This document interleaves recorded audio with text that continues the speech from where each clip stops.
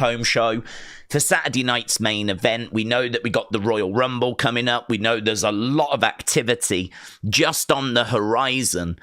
So I think people understand that this is why last night's show was a little bit, should we say, mid? I don't know. That might be a bit harsh. Maybe mid is a bit harsh, but it didn't reach the dizzy heights of the week before. Hopefully tonight, though, we can reach the dizzy heights of what we've had recently, because tonight we have got quite the lineup. This really does look like a very good NXT. What we'll do is we'll jump over to the other screen. I've still got to just get the stats up that we need. There we go. And you can see that we have got Oba Femi against Eddy Thorpe in an NXT championship match. That's obviously very interesting because they were in a triple threat not that long ago. Oba Femi winning, of course, New Year's Evil. And now here we are with another NXT championship match. No sign of Trick Williams. Maybe he makes his presence felt here, but a lot of people thinking we might not see him till the Rumble, and it could be that he is main roster bound now. But either way, obviously we're all expecting Oba Femi to retain, but an NXT championship match is not something you get on a weekly basis, so that is definitely reason to be a bit more excited. We got Ridge Holland against Tony D'Angelo for the North American Championship. So the top two singles male championships are up for grabs tonight. As well as that, we got Lexis King defending the Heritage Cup against Charlie Dempsey. This feels like a flipping mini takeover. As well as that, we've got Corey Graves. He is returning, apparently, to commentary tonight, which is great news because, obviously, we still don't know if it's a work, if it's a shoot. All the reports coming out are leaning towards it being real. Everything at the moment is indicating that what has gone down has been real frustration. So, apparently, he's going to be coming back tonight. That would suggest that they've talked it over, they've worked it out, they've, managed to get him to understand, I think as well as that, he might have heard quite a few of the old commentators coming out and saying how they've been through similar. I saw an interview with JR where JR was like, it happened to me like several times in my career. Like it's going to happen. And, you've got to learn to kind of deal with it. It's not right and it's not fair, but it is part of kind of our industry, and it's something you have to learn to deal with. So he's potentially struggled with that. And I think a lot of people can understand why he has struggled with it. I can certainly understand why he struggles with it. But I'm trying to be level-headed and fair on this topic. And yeah, I can see where he's coming from, right? I mean, I'm totally on his side with this. I think that it's unfortunate. Hopefully they've sorted it out. Hopefully the future looks bright for him, because I like him as a commentator. And there's a lot of goodwill around Corey Graves. And so hopefully we can just get him back, and hopefully the future looks bright, yeah? So, I mean, look, ultimately he might come back and he might lose it in the middle of the show, slam his headset down, and it might all turn out to be a work, right? And then all of it, the conversation is a different conversation, but if it is a work, it's one of the best works they have ever done, because none of the dirt sheets are reporting it's a work. No one apart from fan theory, no one apart from fans out there are saying this is a work. Anything that's coming from anywhere official is saying that everyone that they're talking to, all the inside sources, are indicating this is legitimate frustration that has boiled over. And so, we are where we are. This is why there's that theory doing the rounds now that it has started as a shoot and it'll be turned into a work. So it started as real frustration, and now they might actually use it as an opportunity to do something with this very public explosion of frustration that Corey has demonstrated, which, we can't really let it pass without saying that it wasn't unprofessional as well. It was unprofessional. Like, this is kind of, you sign a contract, you get used as to how you are going to get used. There's no guarantee. It's like if you're a wrestler and you sign a contract and then you're not used on TV. Like, there's no guarantee that you're going to be used on TV. You know, they can do what they want with you. You sign that contract, you get paid the money. So, I mean, there is that aspect to it as well. It would be unfair to not look at it from that point of view. But I do feel sorry for him, because I just don't feel like he's done anything wrong. I don't feel like he's done anything to deserve this demotion. And I know that some are trying to paint it as it not being a demotion, but it is. It's a much smaller show. It doesn't carry the weight of Raw. I mean, you got Raw on Netflix. Do you know what I mean? We got The Rock, we got Undertaker. It's all flipping kicking off. And now here he is about to do commentary for Lexis King against Charlie Dempsey in an NXT Heritage Cup match. Like, still great. Still excited for seeing it. And I'm still down for all of this. But to try and paint it as something that it's not, to try and paint it as something that's, you know, a sidestep, it's just not true, is it? So I'm glad to get him back. Let's put it that way. I'm glad to get him back. So Corey Graves back tonight, and we'll see if there's any fireworks, we'll see if there's any drama, we'll see kind of what goes down, and hopefully not. Hopefully it's all good and we can just enjoy a really fun show. Chris, hello, said Daze, I had an idea from the chat yesterday. Oh, okay. I'm loving the fact that chat is generating ideas for people. Let's go. So what was your idea? What if the Elimination Chamber... Oh, yeah, that was a good conversation yesterday. That was good. I agree. I like that conversation about Chamber and how does it differ to the Rumble, and is it like, why is it that people love the Rumble and the Chamber doesn't have as much love? Yeah, I agree with you. I hadn't actually thought about it since the conversation, but that was one I was like, yeah, this is a good chat. So what if the Chamber became a spot on the regular PLC and they have 2 matches with only NXT stars winning, getting a Raw or a SmackDown spot?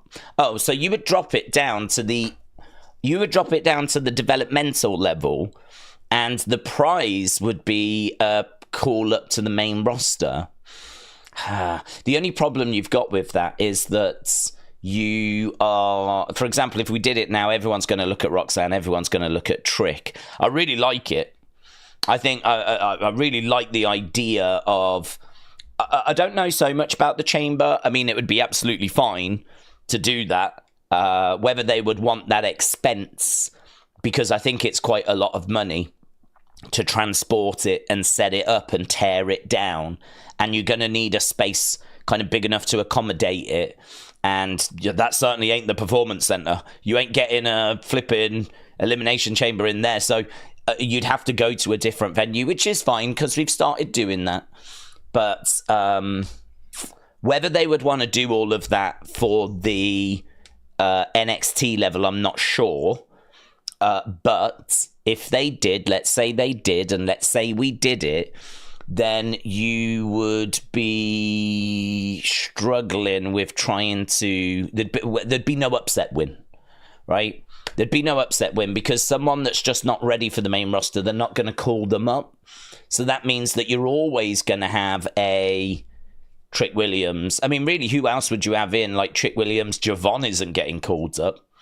And, you know, then that's where, you know, I suppose you could have Ethan Page. Maybe the bit of doubt Ethan might get called up. And he's been in wrestling 18 years, so he doesn't need NXT to learn how to wrestle. But he just needs NXT maybe just to get his feet under the table and get the expectations set. Really, apart from the cost of transporting it and setting it up and whether that's a cost they would want, and the fact that I think the prize would be a prize not everybody obviously would be able to have, because most people in NXT need to stay in NXT for a while. If we could find little workarounds around that, I think it's an excellent idea. I love the idea of a prize being for a call-up, but could you afford to... I'm just wondering, could you do a shock call-up? Could you do a call-up like Javon Evans wins and everyone's like, what? And it's like, so he's going to the main roster. And then, you know, could he go up for 6 months? Could you do that? And then he just goes back to NXT. Like, he's just up there for a bit. I don't know, would that be a good thing? Would that be a good thing? just for the sake of a shock result in a match like that. It would suck if he got called up and then, injured. And so, do you know what I mean? That would be that. I feel like that would be cheating the fans a bit. I think if someone like Javon was going to win and he gets called up, I think you've got to give him a run up there. Could you get away with 3 months and then bring him back to NXT? I don't know. I'm just wondering if, because otherwise it would be like Trick or Ethan, wouldn't it? I mean, outside Oba, maybe you could have Trick, Oba, Ethan. It gives you 3 options of winners. Trick, Oba, Ethan, Sean Spears. You only need 6, so we're not doing too bad. Not Charlie Dempsey. Tony D'Angelo, maybe. I'm trying to think of realistic people that are on the verge of being called up. It's easier in the women's division with Julia, Stephanie. I don't think Zaria's going up anytime soon. Roxanne, but Roxanne would be firm favourite, but, she wouldn't have to win. Cora Jade. Might be a bit soon for Cora, but she could be in the match. She would fit in the match. Julia, Stephanie, I think I said. I sort of feel like you've got something there, I sort of feel, Chris, like you've got something there. I sort of feel like, yes, I am with you, but there's just a couple of wrinkles. They're not big obstacles. They're just these little wrinkles, and I'm like, yeah, I do like the idea of the prize being a contract for the main roster. But it's just, how can you make it competitive? How could you make it so that... it could be several people, And it wouldn't even have to be the chamber. You could do a Rumble, couldn't you?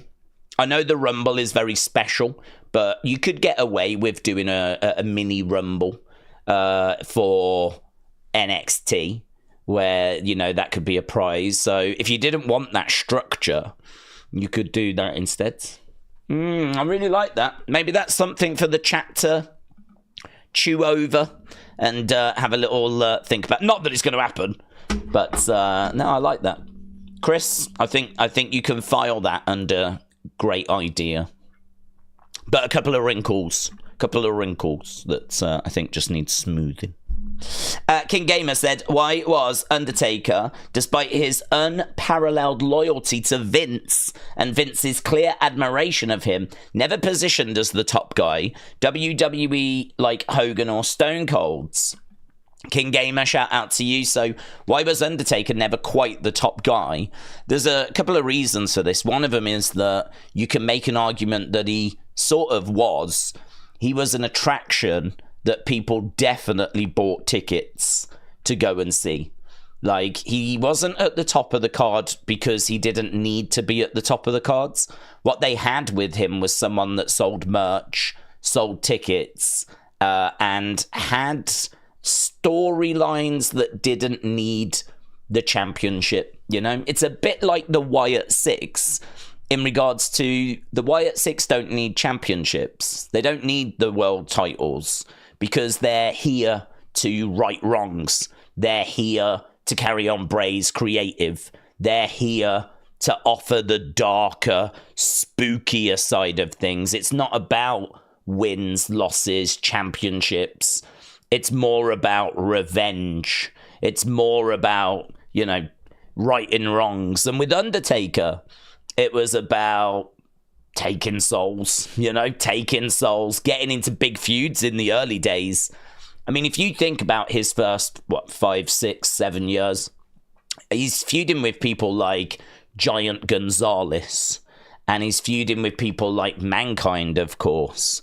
Big feud there, or he'd feud with Yokozuna. He was feuding Mabel. He was feuding with these big giants. He was being fed giants. He was being fed big guys. It was like, if he was around today, he undoubtedly, there is no doubt in my mind, Vince would have put him in there with Omos. No doubt whatsoever. Undertaker Omos, every flipping day of the week, right? That is 100% a feud that we would have had in recent times, yeah? And in the early stages, this is kind of what he was doing. Around 91, it was very hard. So he'd been in for about 12 months by that point. It was very hard to not have the fans getting carried away. Like, they wanted to see him and Hogan, which you can totally understand. You've got this massive babyface. You've got this massive heel at the time that's got, like, you know, everyone's attention.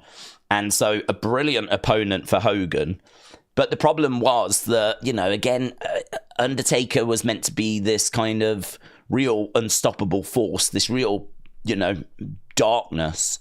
If you put the belt on him, how are you going to get the belt off him? And not only that, you're kind of putting all your eggs into the same basket, because you've got Undertaker, who sells tickets because people want to see him because he's a badass and he's cool and he's the king of darkness and all this kind of stuff, right? And then you're giving him the belt as well. So you're putting all your eggs into that main event. It's better, like we saw with the Streak a lot of the time, to have the Undertaker match at WrestleMania, which was just as big. The Streak match, the Undertaker match, at times is bigger than the title match. It's not even close. It is way bigger than the title match. But you've got your title match as well. So, you know, back then we only had the one day, you know. WrestleMania only went to 2 days in WrestleMania 36 in the year 2020, sorry. So anything before that, WrestleMania was just one day. So you would have, like, you know, your Intercontinental match, you'd have your Undertaker match, you'd have your main event. And that was it. To be honest, that was it. There's times where he gets the belt. There's times where he is the guy and he's carrying the ball. You can make an argument that he's never quite the Stone Cold, he's never quite the Rock, he's never quite the John Cena level, but he's always there. He's always constant. He's always propping the business up. He's always a massive driver. He's always a ticket seller. He's never down the bottom of the cards. We're never struggling to find a place on the card for him. He's always involved. He's always a big draw. It's a really good conversation, because I think for a lot of people, the fact he never had that 5-year run, with the belt, and, you know, kind of what Roman just had. The fact that it was never Mania main event, Mania main event, Mania main event, Mania main event. That is probably the reason as to why when we do a Mount Rushmore, he's not automatically on there. I think if ever you do a WWE Mount Rushmore, you tend to have, like, sometimes Hogan, some people are, some people aren't, right? Sometimes Hogan, sometimes we have Cena, sometimes we have Andre, sometimes we have Roman, so all the time we have Stone Cold. I don't know that I've seen a flipping Mount Rushmore that's not had Stone Cold on it. But The Rock obviously is around as well. And Undertaker is, you know, around, but he's not an automatic entry into some people's Mount Rushmore. And it does feel like an oversight. It does feel like the only reason I can think he doesn't get included is because of what you've said, which is that he never had quite that run. He never had that 5-year period where he's on top, Mania main event. He main evented Mania. I'm not saying he didn't, but you know, like how Roman has just gone bang, bang, bang, bang, bang, bang. Like, this is Roman's era. You go back to the early WrestleManias, that was Hogan's era. You go to the Attitude Era, it's just flipping Stone Colds and Rock. Like, that was their era. Like, there's little moments that's Undertaker's time at the very top, but they are, you know, kind of fleeting. And I think, honestly, it's because they wanted to have their cake and eat it. And they wanted to, not have to put all their eggs into one basket, because business would be better if you had those two separate things. So, yeah, it's a great question. We've got some really good questions tonight. I feel like we've come straight out the gate, and we're doing some good for an NXT stream. We're having some good chats. So I don't think it was something he ever massively seeked as well. I don't think that makes a big difference, because I think if Vince wanted it, Vince could always have done it. So I don't think that makes a big difference. But if he was constantly knocking on Vince's door, saying that he wanted to be that guy, and give me the ball, give me the belt. Like, if he was demanding it more, I think you would have seen him have it more. But I don't think that he was ever really looking for that either. But again, I have to stress, I don't think that's the big reason, because Vince will always do what Vince thinks is best for business. And if he thought putting the world title and giving Undertaker 5 years as champion was best for the business, he would have done it. But I think in Vince's mind, he was always looking for that Hogan replacement, that real American, kind of. That's why we tried Lex Luger, and it didn't quite work. And then, his Diesel, because of his size, comes along, and he's like, oh, yeah, okay, we've maybe got something with Diesel. We could maybe use Diesel. But then that wasn't really drawing, and so we kind of fell back to Brett, who was also a stopgap. Brett was also a stopgap. Brett's someone that has WrestleMania main events, but you can't really say that Brett has a run like Hogan or Stone Cold's or anything along those lines. So, he tries Brett, that doesn't work. We try Sid a little bit, that doesn't work. We try Undertaker. I don't know that we can say that it's not that didn't work, but we know that even Undertaker on top in that time period didn't result in the Attitude Era. There had to be a real, explosion. There had to be a real moment. And that was provided by Stone Cold. That was provided by Montreal Screwjob. That was provided by, that time period. We just kind of had to get all the pieces in place for that explosion. It wasn't quite there when Undertaker was on top. So there we go. Lots of thoughts and bits and bobs in that one. But really, a really good question. Joy Maurice said, good day, Daze and everyone. I missed the Rumble stream since I'm going to be in Japan on vacation. But here is my way of supporting in advance. Joy Maurice, thank you, my friends. Really appreciate the support, and sorry to hear that you won't be around. Should be a really fun stream this year because it could just go so many ways. I think the women's one is not as engaging. I'm just being honest. I think that for me, it's Becky or Charlotte. It's one of those two, because those are the two that are rumored to be in title matches at WrestleMania. So for me, it's one of those two. I still think we could get Jordynne Grace. I'm not expecting AJ Lee. Obviously, Charlotte will be back then, or she'll be back just before. Alexa Bliss, I think, stands good chance. I think Alexa could be the big surprise. So that, it's still going to be great, don't get me wrong, but compared to the men's, where outside of John Cena, I'm kind of really struggling to figure out who it's going to be. I mean, I was getting quite excited about Sammy's chances, because I do think we could do Sammy versus Gunther, but I don't think it's going to go that way. And I think that, unfortunately, it's not going to be his time because of Karrion Kross. So that makes me think, well, is it Cena? I don't think it's Roman. I don't think it's Punk, because I think they're on a collision course.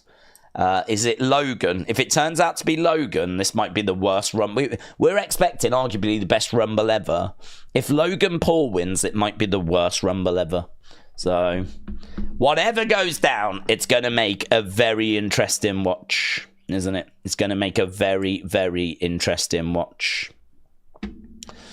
So, Joy Marie, shout out to you. Hopefully you can catch up with it later on. Cadet said, are we going to see any TNA guys tonight? Will we see any TNA guys tonight? I don't think so. That's a good shout, actually. I don't think so, but saying that, they are defending the NXT tag titles on Thursday.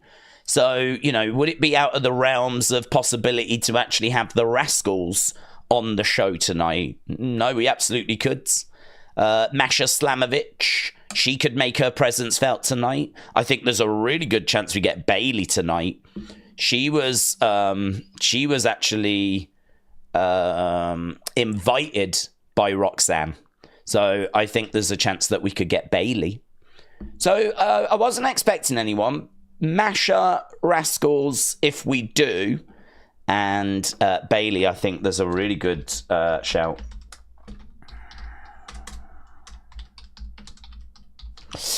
Right. Stream, I want to say stay safe here in the US with the super cold temperatures, says Chris. Not only getting snow, but there's blizzard warnings. Oh, stay safe, America. I didn't realize that you was facing severe weather. Daze, hello. How was the vet for Kit? Oh, God, it did not go well, buds. It did not go well. She ended up going... She ended up going to the vet, and they ended up like sedating her so she could have a scan. We knew that was going to happen, but like they found that she's got an enlarged spleen. Don't know how that happens. Don't know. So that's good. I mean, it's good they found that. And yeah, I mean, we had to leave her there for the day, because they put her out. They did the scan. We collected her later, and mate, she was still out of it. In all fairness, she was groggy. But as soon as she saw my brother, who went to pick her up, no tail wag, nothing. She was just so head down, like she just had like a really bad time. I think like no animal loves being away from their owners, do they? And being left in a place where, you know, why am I here? Like, pets don't know, do they? How long they're going to be there for. They don't know if they're ever going to see their owners again. And, you know, obviously they can go into a bit of a depression and, oh, God, it's a blooming nightmare. So she was only out for the day. She left this morning. She came back early evening. And it was enough for her to be, like, head down. Like, in fairness, she was groggy. She was out of it. But, oh, rubbish. Yeah. It's always rubbish when pets have to go and get treatment. So, but thankfully it's done now. So she doesn't need to go back. We just need to figure out, like, if there is any issue, anything that's, like, concerning. So, yeah, she did that today. John said, can you answer this on stream? Are we watching TNA on Thursday? I don't know. But currently, as I'm sat here right now, I don't have a plan to do it, right? Because I don't have a plan to be watching TNA. If it weren't for that flipping NXT logo that they slapped on the poster for Genesis, we wouldn't even have done Genesis. But it is undeniable that there is a real buzz around. I mean, that Genesis stream almost, not quite, but almost did more views than our Raw stream. The stream we did on Sunday almost got more views than the weekly Monday stream that we do. Which, I mean, I can't even begin to tell you how mind-blowing that is. Like, the Monday stream that we do is it's a big stream for us, doing Raw each Monday. And we've been doing Raw each Monday since, 2018? So we've been doing it years and years and years and years and years. We've never covered TNA outside of the odd show.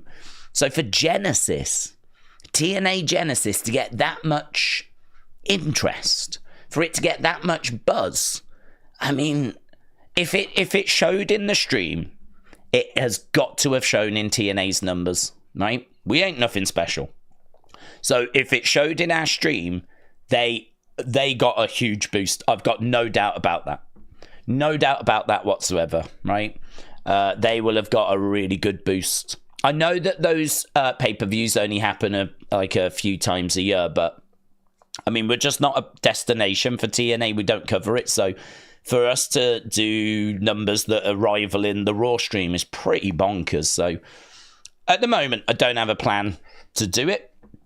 But, I mean, look, let's see how it plays out tonight. I mean, I don't think the NXT tag titles change hands on Thursday. I think that Fraxium retain. But, I mean, we do have the Cora Masha situation as well, but gotta be honest, I'm not looking to add blooming more streams to the channel. I mean, I think you've seen we're kind of limping from day to day. I'm actually feeling really good today. I had a really good night's sleep, so I'm feeling really good. My voice is back. My voice was struggling over the weekend a little bit. Certainly Saturday with the UFC stream, it was struggling. But I actually feel really good right now.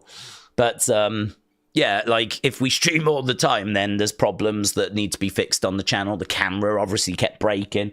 Still don't know that that's 100%. It did have a little moment yesterday at one point. But really, other than that, like, I think we sort of do enough streams. So at the moment, it's a no. But we're keeping an eye on the situation because there is definitely a buzz around. Right. Kian said, Daze, hope you're doing well. Hope you have a great day. I'm going to watch NXT tonight. I enjoyed Unseen. Oh, I'm glad you enjoyed Unseen, but I thought Raw was okay. Penta delivered once again. Since he joined, I hope Lola appears tonight. Yeah, he's been brilliant. It's been brilliant. I think he's absolutely killed it. And it's getting to the point now after 2 matches where I'm actually looking forward to seeing what he does next. I just hope he can keep this up. I did have a thought actually this morning, which was, I wonder if this has changed WWE's thoughts about him. I wonder if they look at Penta now a little different, because originally he was going to come in as part of a tag team. He was going to come in with Phoenix as the Lucha Bros. And, you know, at what point would he have gone on his own? At what point would he have gone solo? Would he ever have gone solo? Or would they have just kept them as the Lucha Bros? You know, Phoenix coming in at the same time would have meant that we would have had the Lucha Bros. I think we would have brought them in to have really boosted our tag division, because obviously they brought in Motor City Machine Guns and we've seen how they've been used. I think that would have been similar with Lucha Bros. We would have pushed them really hard in the tag division. At what point we would have had Penta having singles matches, I don't know. And even if we did, at what point would we have broken him away from Phoenix? I don't know. We're in a situation now where Phoenix couldn't come over, so Penta's on his own. And I wonder if they brought him in thinking, he's a good hand, he'll do a solid job.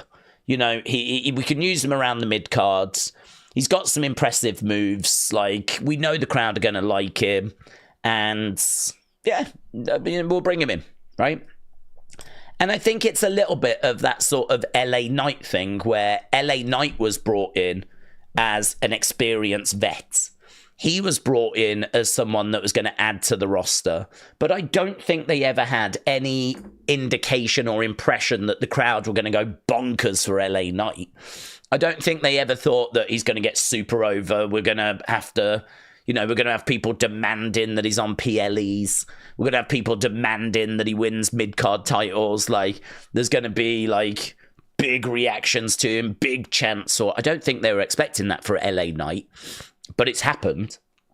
And I don't know if they were expecting Penta to get over and be as successful as what he's been.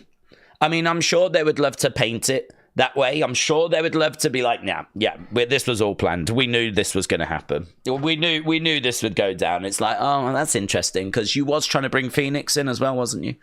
You was actually trying to get the Lucha Bros, weren't you? So Penta would not have been in this situation. He would have been in a tag team. So I don't know if it's not changed some minds and opinions in WWE. And I was thinking this morning. I was like, I feel like we've got a Jacob Fatu type singles star here. It's, I mean, you can tell me I'm wrong, but it really feels like a Jacob Fatu level star. I feel like Jacob is someone that a lot of people are looking at thinking, oh my God, future world champion. Yeah, no problem. Can see him winning at least the one that Gunther's got. You could do Gunther Jacob later this year. I mean, we're already doing Braun Jacob and people are melting with excitement. So people are looking at Jacob as being future world champion. Oh my God, it's amazing, yeah? I'm seeing the exact same reaction for Penta. I'm having people contacting me going, world champion, yeah? He's going to be a world champion. And that's after 2 matches. My thumbnail for the review of this week's Raw is flipping Penta And my title was like, Penta shines again. Because I was like, well, I was trying to think what else we could talk about. We could have spoke about that botch, which I love, the woman falling off the chair. I do love that moment. We could have spoke about maybe Sammy or, something like that. But for me, the big story again is that Penta's killed it again. He's killed it again. And actually, do you know, as I'm sat here, right, I've got my Twitter thing up. I'm just keeping an eye on, any news that comes through. And look at what we've got at the sides. Logan Paul makes his Raw debut, next week, right? 7,000 posts. Penta, spectacular entrance and victory, 25,000 posts.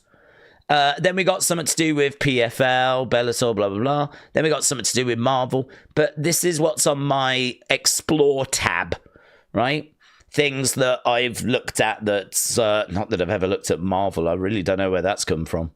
I ain't no secret Marvel fan, so I don't know where that's come from. But obviously UFC, MMA, I do look into that. And obviously WWE, right?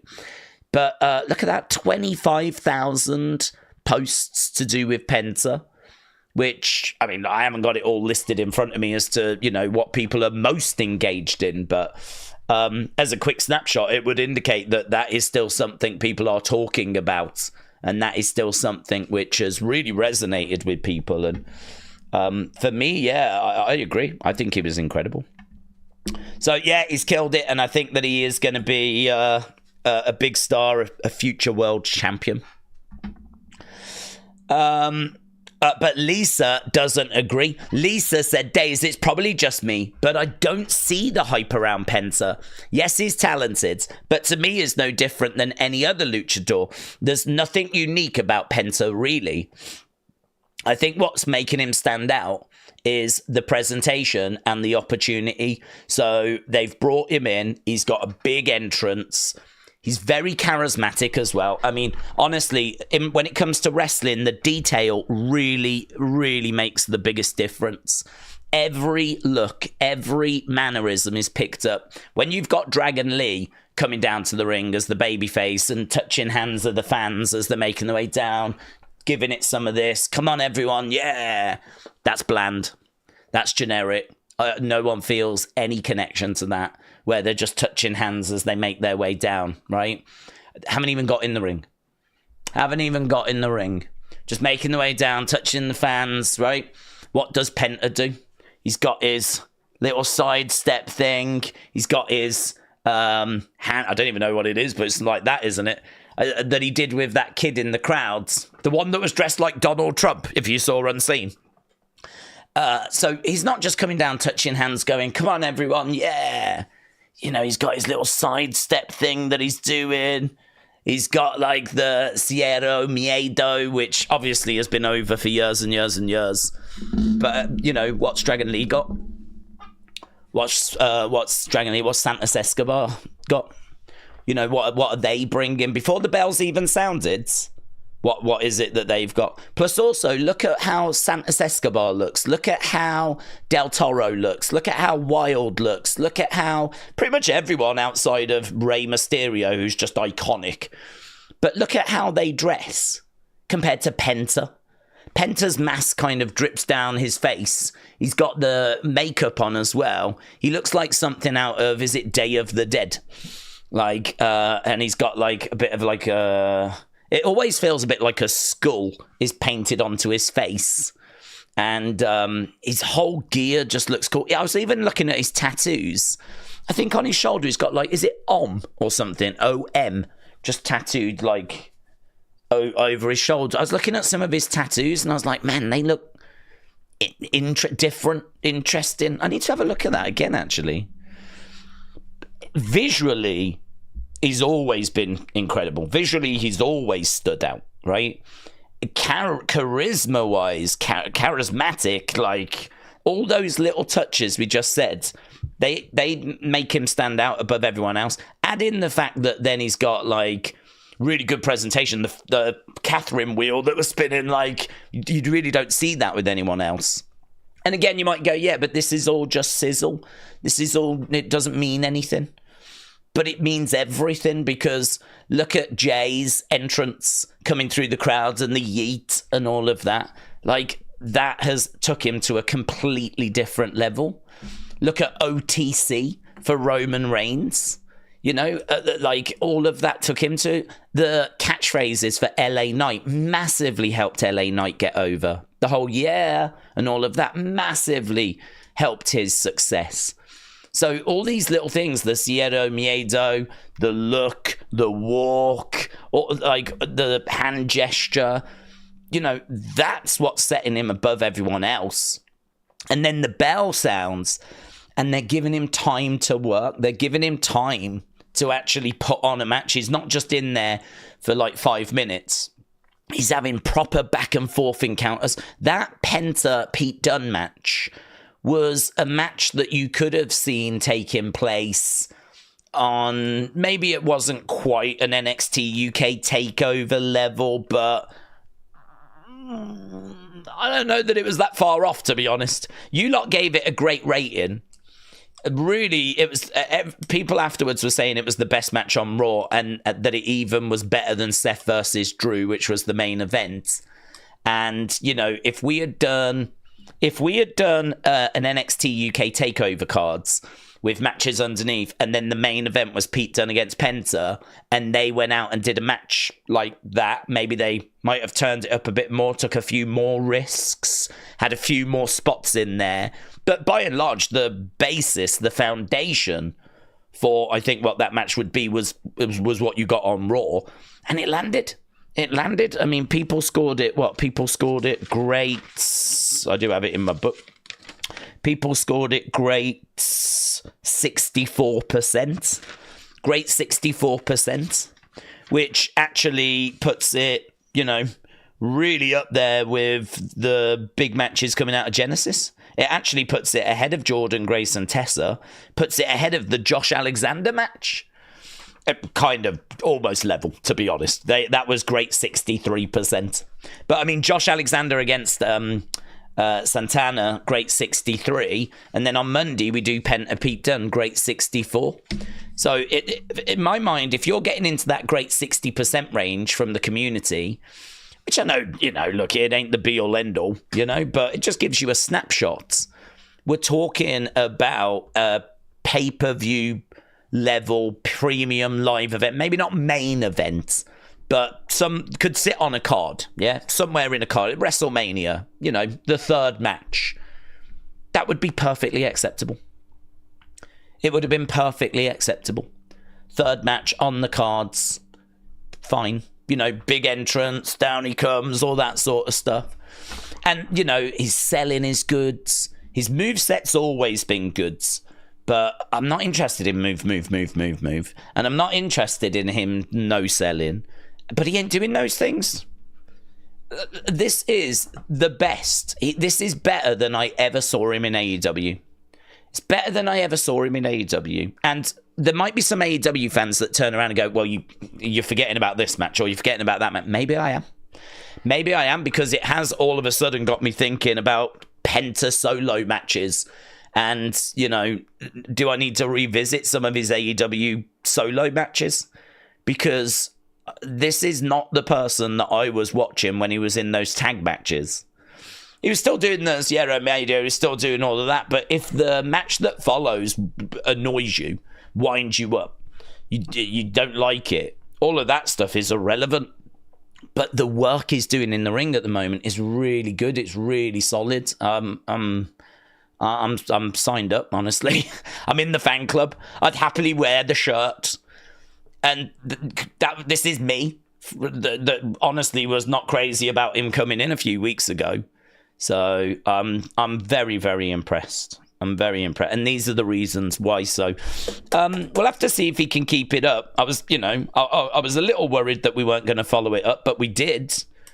And it'll be, you know, a case of, will he do it again a third time? So I would say if you're not seeing it, if it's not grabbing you, you're not wrong. Because there'll be people that will tell me that I was wrong for not seeing it in AEW. Maybe those people are right. Maybe those people are right. I can only tell you what I was seeing genuinely. And whenever there was a Lucha Bros match, it was not a match I was looking forward to. And maybe it was one of those downward spirals where the more you're like, I really don't want to watch the Lucha Bros, and then they come out, perhaps you're in the bad frame of mind. Perhaps like before they've even started, I'm just don't want to watch this. I'm in bad frame of mind. So they've got to try and, win me over before, like, I even start to recognize that the match is good. Perhaps there was some of that going on. I don't know. I genuinely don't know. All I know is that he's been way better than what I was expecting, and the presentation has been so good. So, yeah, colour me impressed. But if you're not wrong. I'm not saying you're wrong. This isn't me saying anyone's wrong. Everyone's entitled to their opinion. But I'm just explaining why, for me, I can see why he is above the other luchadors that we've had in WWE and what the things are. And for me, a lot of it is going to be in that detail. Calvin, shout out to you, said, Daze, who do we think A-Town Down Under are going to lose? Oh, hang on. Why do we think A-Town Down Under are losing one week and then not on TV the next week? Do we think they're being punished for Grayson Waller being in that video with Jada and Jay? No, definitely no. Definitely no. That's got nothing to do with him anyway. I mean, he was just doing a shoey, wasn't he? The person that would be punished in that, if that was true, would be Jay, but it wouldn't be WWE that would need to punish them for that because they're adults. They can do what they want. And I'm sure there'd be a bit of a word like, don't ruin your reputation. If that is him, and I still don't know that it is, everything you know about that clip, I know about that clip. Like, or the other way around, everything I know, you know. I don't know any more than what I've said in the short, right? So I really don't know. I mean, all I know is it doesn't look good, but is just kind of focused on Saturday night's main event, and it's it made a bit of noise, and now it's kind of settled down. It's not for WWE to be punishing. I think they should have a word. If I was WWE and I saw that clip, I'd grab it and I'd be like, is there anything to this that we need to be aware of? And, the reason why I'd be saying that is not to get involved in his personal life, but because his image is of my interest. Like, I'm investing, if I'm WWE, I'm investing a lot of money into him. I'm using him on TV. I'm presenting him. I'm getting him over with the crowd. He's coming through the crowd, doing the yeet thing. I've got merchandise on sale for him. I'm giving him TV time. His main eventing, Saturday night's main event. Who knows what other plans they've got for him this year? All of that can go away in a click of a fingers if you're gonna mess around outside of WWE. If all of a sudden you're going to cheat on your wife, and I'm not saying he is, right? I'm not saying he is, because I don't know that was him. But what I am saying is that things like that can damage your reputation. Things like that can hurt your brand. And if you're going to hurt your brand, you're going to hurt my company if I'm WWE. So it very much is my interest. So I would have a word with him about it. And I would speak to him about it, and I would want to get to the bottom of it and try to understand kind of, is there anything I need to be aware of? And maybe there's nothing to it. If there is something to it, I would advise that there stops being something to it, and we focus on work and business and doing what we need to be focused on with the opportunities he's going to have this year. But again, it might be absolutely nothing. Do I think that A-Town Down Under are being put? No, not in the slightest. Not even connected. I can't see any way of that, right? Why are they stop-start? To be honest with you, I just think it's a creative issue. I just think it's one of those where it's a bit like if you've got figures, wrestling figures, and, you want to, you're a kid and you want to have a bit of fun.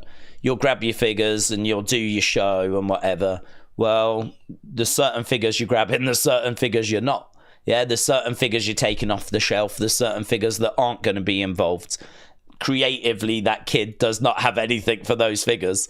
And it's the same situation in WWE. Creatively, we've got a lot of people, a lot of stories, and we just don't have enough time to get to everybody. I genuinely think you could make an argument for another brand.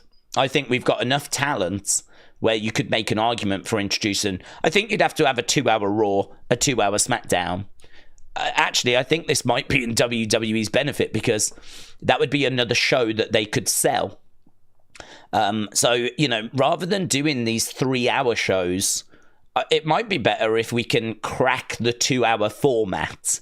And a reminder, Raw used to be 2 hours. It's not that it can't be done. You go back to, I think I looked and it was like a 17-year period. Raw was 2 hours long. Like for a good chunk of its lifespan, Raw was 2 hours. It only went to 3 hours not that long ago, all things considered. When it started, it was an hour. If you go back to 93, you'll see that the episode of Raw is like 40-odd minutes long when you take out the commercials. But it then did move to 2 hours. I think it was about 2 hours for about 17 years. And then, of course, it moved to 3 hours. The idea that you can't have a 2-hour Raw is ridiculous. We've done it. I've seen them. They're fine. They work. You struggle with this roster because this roster's too big. So there's always going to be people that don't quite make it onto the show. So I really think you could make an argument of having a 2-hour Raw, a 2-hour NXT, a 2-hour SmackDown, and a 2-hour Thunder, or something like that, right? Bring back WCW. Bring back Nitro. Yeah? Wednesday night Nitro. That'd be all right. I'd be down for that. And you could... I think you've got a roster big enough to even sustain that. Well, you definitely do. Because right now, we've got a 3-hour SmackDown and a 2.5-hour Raw. Take that down to 2, that down to 2. There's your show. So we definitely do. And there's still people like A-Town Down Under that aren't getting onto TV. And we don't see Legado del Fantasma that much. We don't have much for Natalia. It's hit and miss if we get like PFC on the show each week. There's plenty of names we can go down where they struggle to get TV time. I really just think it's creative for them. I just think it's creative. I do think there'll be a plan this year, though, where we'll split that team. Because I think that team deserves to be split and to, have opportunity. I think Austin Theory's a great talent. I don't think we've seen the best of him on the main roster. I think Grayson Waller's a great talent, a great talker. I really rate him as a talker. If he was allowed to just go, if the chains were off, I think you would see him shine. I think this team has actually held both back. And you've got to remember as well that we're operating in like PG. And so that's been a little bit tricky. I think certainly when it's come to the talking. So I would love to see the shackles be released, and I'd love to see these two getting an opportunity to shine. Maybe 2025 will be that year. I don't think this is a team that's bringing out the best in either. In fact, I'd argue it's bringing out the worst in both. So I think it's a team that need to split, but you don't want to split it until the creative is there for it. Upperless Travels, hello. I hope you had a good night's sleep, buds, after yesterday. Big Time said Daze Jada had her debut in October of 2023. That clip was in July of 2023. It was before she was known. It looks like NXT. It looks like an NXT party with Carmelo, Indy, Grayson. Jay looked too old for that. Well, I don't know. I mean, all I can say is the side image and the closer up image of him looked convincing to me. Whether it was him or not, I genuinely don't know. Whether it was sometimes the NXT talent go to parties with the main roster when the main roster are in the Florida area. So I would say that is definitely not impossible, right? That it was him. I genuinely don't know, is my honest answer. I don't know. I don't know if he was there or not. I don't know if he was involved with Jada at that time or not. But there's nothing that you've presented there that really changes my mind. I think that She was in the system before she debuted, of course. She would have been around before that. And she absolutely could have been at that party. So could Jay. The fact that it did turn out to be Grayson was obviously not great news. When I first looked at it, I wasn't sure if it was. Actually, I mean, the fact that it all turned out to be wrestlers wasn't great news, because when I did that short, I didn't even know that that was Grayson. I was like, we're not sure if this is Grayson, but people say that it is because it does look a lot like him. And then it turned out not only was it, but it turned out that Indy Hartwell had took the flipping video as well. So all of a sudden it went from being like, oh, we're not sure if that is this, that is that. And all of a sudden it's like we had Grayson confirming it was him. Video was took by Indy Hartwell. If you tell me it's an NXT event, I can believe it. But we know that they meet up with the main roster when they're around. So I don't know. It's kind of settled down. It made a noise and then it settled down. Whether it's him or not, I don't know. You could even make the argument that even if it is, what does he do wrong? Because she puts her hand on his thigh, runs her hand up his thigh, and all right, maybe he should have took it off, but we don't know that anything kind of went wrong or there was any untoward stuff involved there, apart from what you see, right? It doesn't mean that they're in a loving relationship or anything like that. So, I don't know. Nothing really came of it. It just all seemed to settle down, didn't it? You would think Jay would have settled down at this stage. Partying, God only knows what happens behind the cameras. She seemed drunk, and there's a 14-year-old age gap, says Big Time. Listen, the wrestling world is just rich with those kinds of stories, isn't it? I mean, you know the kind of stories and the history of wrestling and partying and all that kind of stuff. It is a different generation, and I don't think it's as wild as it used to be. But I have no doubt that there are many, many, many of those types of stories that we're not even aware. I have no doubt about that. I have no doubt that, you know, in years to come, we'll start getting some shoot interviews. We'll start finding out some details and bits and bobs. Not of this. I don't know the truth about this, but I have very little doubt that, you know, there'll be many juicy stories that come out once a lot of these active wrestlers are no longer active. Because even though it might be a different generation, the road is still the road. James said, I was just being nice and people are telling me to stop breaking kayfabe. Yeah, you've basically done a rock. You've basically done a rock there. You've learnt from the Rock about how to break kayfabe, and people are now upset. So, Netflix revealed that the January 13th pulled in a total of 3.7 million viewers globally. It's always hard, isn't it, to compare, because that first one pulled in 4.9, but that was after X amount of time. We don't know when this was took or what information that is. I have no idea as to what to do with that information. I'll put it in unseen and mention it, but that information doesn't mean much to me, because what's the time periods? I mean, you can say that 3.7 is really good numbers globally, but what was a Raw last year doing globally? We have no idea. And plus also, what time period is that?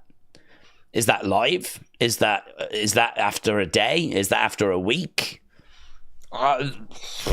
That's just a number. That doesn't really mean a great deal, but I've been tagged in it, so.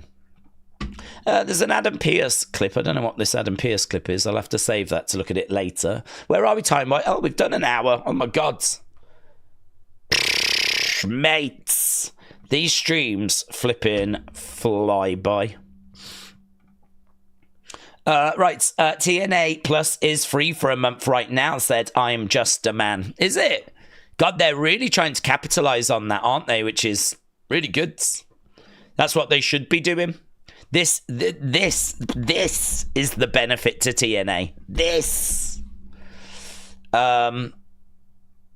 is where they're benefiting with having all this extra interest around. Apparently, The Rock told Oba Femi he can't wait to see him on the main roster. He's going to make it. He's going to make it. Right, Daze, when do we think that Lance will make his debut on NXT? I'm just curious, says Katie. I don't think it's going to be too far away. When do they tend to do the breakout tournament? I've got a feeling that is this time of year, because I seem to remember moaning about it last year. I know, it's not like me to complain, but I seem to remember moaning about the breakout tournament last year, because I was like, after WrestleMania, it is quite quiet, right? We're obviously building towards SummerSlam and all that sort of stuff. Yeah, look at this. Look at this. Look at that. Boomers, come and join us. Come and join us, Boomers. So here's the NXT Breakout Tournament. So in 2019, it was in August. Perfect. Won by Jordan Miles. Then in 2021, it was in August. Won by Carmelo Hayes. 2022, it was in June. Won by Roxanne Perez. 2023, it was in October. Won by Lola Vice. And then 2024, they flipping lost their mind. And they went January. And the reason why January is bonkers is because I think it plays out over, obviously, a period of a good few weeks. So basically it plays out over January. But you might remember that we had The Rock. He appeared early January on the main roster to kind of... what was it he said? It was that line of, I think I'm going to go to the restaurant. Shall I sit at the booth? Or shall I sit at the head of the table? And that line was like... And listen, we'd had Punk come in at Survivor Series. So December had been bonkers. You then have The Rock at the start of January insinuating it's going to be him and Roman. Like, to say that in 2024 the road to WrestleMania started at the Rumble, I think would be incorrect. I actually think the road to WrestleMania started when Punk arrives at Survivor Series, because December 2023 is bonkers, and The Rock arrives in early January and drops that line. And so it feels like WrestleMania season has come early. It is just not the time to be doing in NXT a breakout tournament full of boomers we've never heard of, right? Loads of people we've never heard of. This is the time where like extra eyes are starting to come into the business, because you've got the Rumble and you've got WrestleMania and The Rock's on TV and it's all exciting. For me, they had this right. August, June, after Mania, right? Don't do it in January or February or March. God, you could even do it in April, because WrestleMania tends to be early April. So you could even do it late April, right? But not January, not February, not March. That's what I would say, because you've got like this buzz around. Like, we're talking WrestleMania, we're speculating, there's things happening, right? We've just, like, for example, been on Netflix. We've done this move to Netflix. And I know that's settled down a little bit now, but this Saturday is Saturday night's main event. Week after that, we got the Royal Rumble. For me, there should be some extra people around right now, hence why we've been doing slightly longer streams, right? We've been starting earlier. And so for me, there's some extra people around. This isn't the time to just throw a load of boomers that we've never heard of onto the TV show. Now's the time to be putting your best foot forward. Now's the time to be going, here's Oba Femi, here's Trick Williams, here's Roxanne Perez. And in all fairness to them, that is what they're doing right now. Tonight, we've got championship matches. We've got Oba Femi. Tonight, we've got, like, 2 male championships being defended. We've got the Heritage Cup being defended. We've got the tag team champions on Impact. This is what we should be doing right now. What they're doing is perfect right now.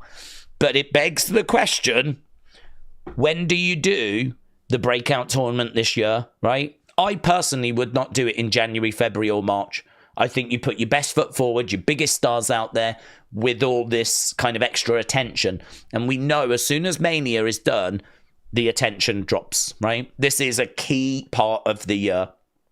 So I would do it after Mania. And the reason we talk about this is because that class that has just been brought in Lance and Hawaii and the next in line people that got signed and all these other people, right? Maybe Hikuleo, maybe. He's so tall, you might want to use him as an attraction and do something different with him. But with Lance and Hawaii, I think you kind of involve him in this breakout tournament. The way that I would expect him to be used is I think he would have been making the odd appearance on NXT Level Up. But that doesn't exist anymore. But he would have appeared on there. And then maybe the odd kind of appearance on NXT where he just jobs and just puts over someone, right? So we don't really draw attention to him, but he's out there. He's putting Lexis King over, just something like that. But when it's time to go, when it's time to really get going, this is what I would expect to be like the launch pad. Historically, this is kind of how we've done it. And so, I mean, I don't think we'd seen Oba Femi, I want to say at all, but I could be wrong on that, before the breakout tournament. So for me, that's what you would do. You'd have Lance on NXT Level Up. You'd have him as an opponent in NXT. But ultimately, you use this to really launch him. But this time last year, they'd already started it. I mean, it would be probably coming towards its conclusion now. And we haven't even started. It's not even been announced. So the closer we get to Mania, the more I'm thinking, and the more I'm hoping they don't do it. I'm hoping that they just wait till after Mania, which is, a long time. I understand, but you want that creative to be right. You want it to be a case where we do the tournament and then what the feud's going to be after. And don't forget as well, by that point, we will have got rid of, say, Trick and a few other people. Like, there is a bit of a reshuffle that's going to have to happen. Ethan Page could go to the main roster. Trick could go to the main roster. Maybe Oba, but I don't think so. But a few could go to the main roster to create the space to do the breakout tournament, which then we're really going to get going. Historically, this is what we would have done. But you can see that historically, it's not always set in stone. So we're going to have to wait and see what the plan is for this tournament. But that tournament is normally a big indicator. But I live in Alabama, say Kelly. Hello, Kelly. In 88 to 91. What? 1988 to 1991. Oh, God. It's ages ago. We would go to the Houston County Farm Center on Saturday nights, and we would stand outside the dressing rooms and wait for them. Oh, that's an interesting thing to admit to. Kelly, shout out to you. Kelly the Wise Stalker. Hope you're doing well. Daze finally gets a job in WWE, and he would end up being The Rock's lackey. Yeah. In all fairness, it's what I'm qualified for. That's about what I'd be qualified for, is being a lackey. Right, and we... Yeah. Oh, yeah, have you seen this new... It's pretty fun. They're really digging into that retro vibe. This poster doing the rounds. Wrestle Night, thank you. New promotional poster for Saturday night's main events. It's like a NES game. NES is Nintendo Entertainment System. It was one of the first home consoles, and this is kind of what the box art used to look like. So that's really good. That really, really good. Saturday nights, I love that. That's not. That would be really cool if it was like signed as well. I don't know. I'm just looking. Why has we got these two boomers on? Is it because they're doing their contract signing? You'd think it'd be like, mate, well, I suppose. It kind of implies they're wrestling, but they're not wrestling. So, but I suppose they are the two bigger stars. It's a shame it's not Jay and Gunther, or Rhea and Nia or something like that. Instead, two boomers that aren't even wrestling. That needs reporting, actually. Now I've looked into it. This is fake news. This is fake news. And I thought we would have got rid of that by now that Donald Trump is involved. That is unacceptable. But a very cool poster all the same. Right. I'm gonna try and do 10 comments. Right? Like bang, bang, bang. I'm excited. Let's go. Okay. Big Time said, Daze, when it comes to NXT as a whole in 2024, I would grade it a 7.25. It was a mixed bag for the majority of the year, but since it moved to the C-Dub the last few months, it's boosted my score up from about a 6. That's fair. Sasquatch said, do we think Tony D'Angelo should be called up? I don't know, because he's got the family, and I don't feel like the family are ready. Like, Luca obviously hasn't really done loads. Riz still feels very green. They're working a lot on house shows. We haven't really dug into the Stax-Luca sort of tag team. I feel like Stax could go up and could, you know, it'd be like a bit of a Ludwig Kaiser type character, in the sense of he's not the guy, he's the side guy, but he can carry his own, you know? Like, Ludwig can have great matches, but he's Gunther's right-hand man. And that would be Stax. Stax is Tony's right-hand man. Tony, I think, can go up, and he's got a good gimmick. I think of some of the vignettes you could do. Think of some of the promos and some of that stuff that you could work with. Like, there's some interesting stuff you could do on the main roster that I think will translate very, very well. In-ring-wise, fine. Can't really say Tony like blows me away with his match quality, but it's fine. It's good. But yeah, it's good enough for the main roster. His character's good enough for the main roster. His promo's good enough for the main roster.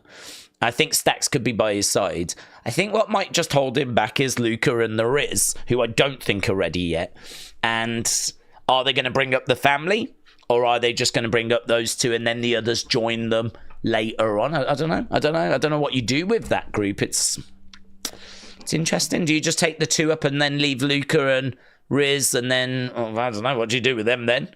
You know, do you have to find something different for them then? Don't know. Tony on his own, I would say, is ready. But there's reasons as to why I don't think he's going up just yet. Plus, also, I think he beat Oba, and I think he's probably Oba's biggest challenge. So, whilst they're both around that developmental level, I think that we're sure to do that match. You know, they've already teased it, actually, with Tony saying he's got his sights set on the championship, but Ridge Holland came out. That was only last week. I would not be surprised if Stand and Deliver is Oba versus Tony, because Tony was the one that beat Oba. And so this time we do the match, but it's for the title. Yeah, I could see it being something like that. Wrestle Andy said, Daze, it's crazy that Punk is a year older than Bob Backlund was when he won the title at Survivor Series. That is crazy. That is crazy.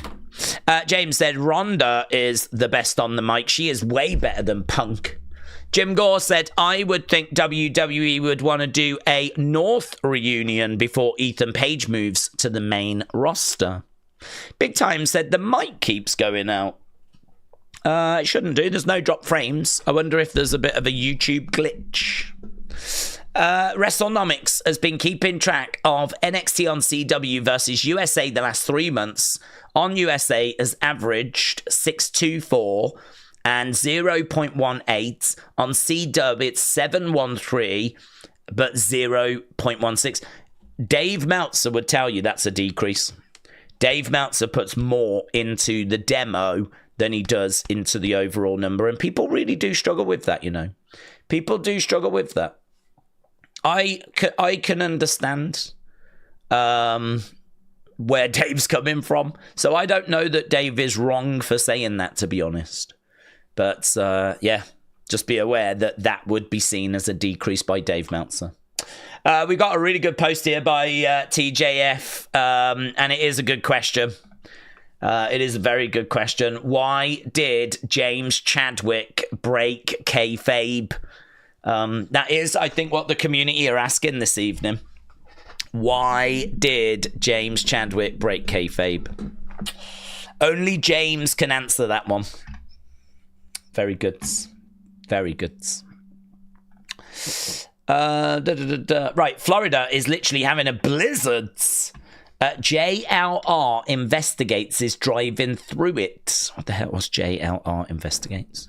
Is that like a YouTube channel? Or is that JR? Is this his new side hustle? He's not doing commentary anymore. Instead, now he's like a storm hunter. That could be pretty fun for him, to be honest. Meltzer uses that to fit his narrative that AEW beats NXT, says James. Lisa said, did you follow the territorial wrestling in the 80s? No. And I actually don't know how people in the UK even could, to be honest, because we did have World of Sport on TV. I think that went off TV in the mid-80s. So we had wrestling on TV for 30-odd years. I mean, it was huge. It was huge. It's so heartbreaking that we don't invest more into wrestling. Like, if you look at the talent that we're able to produce...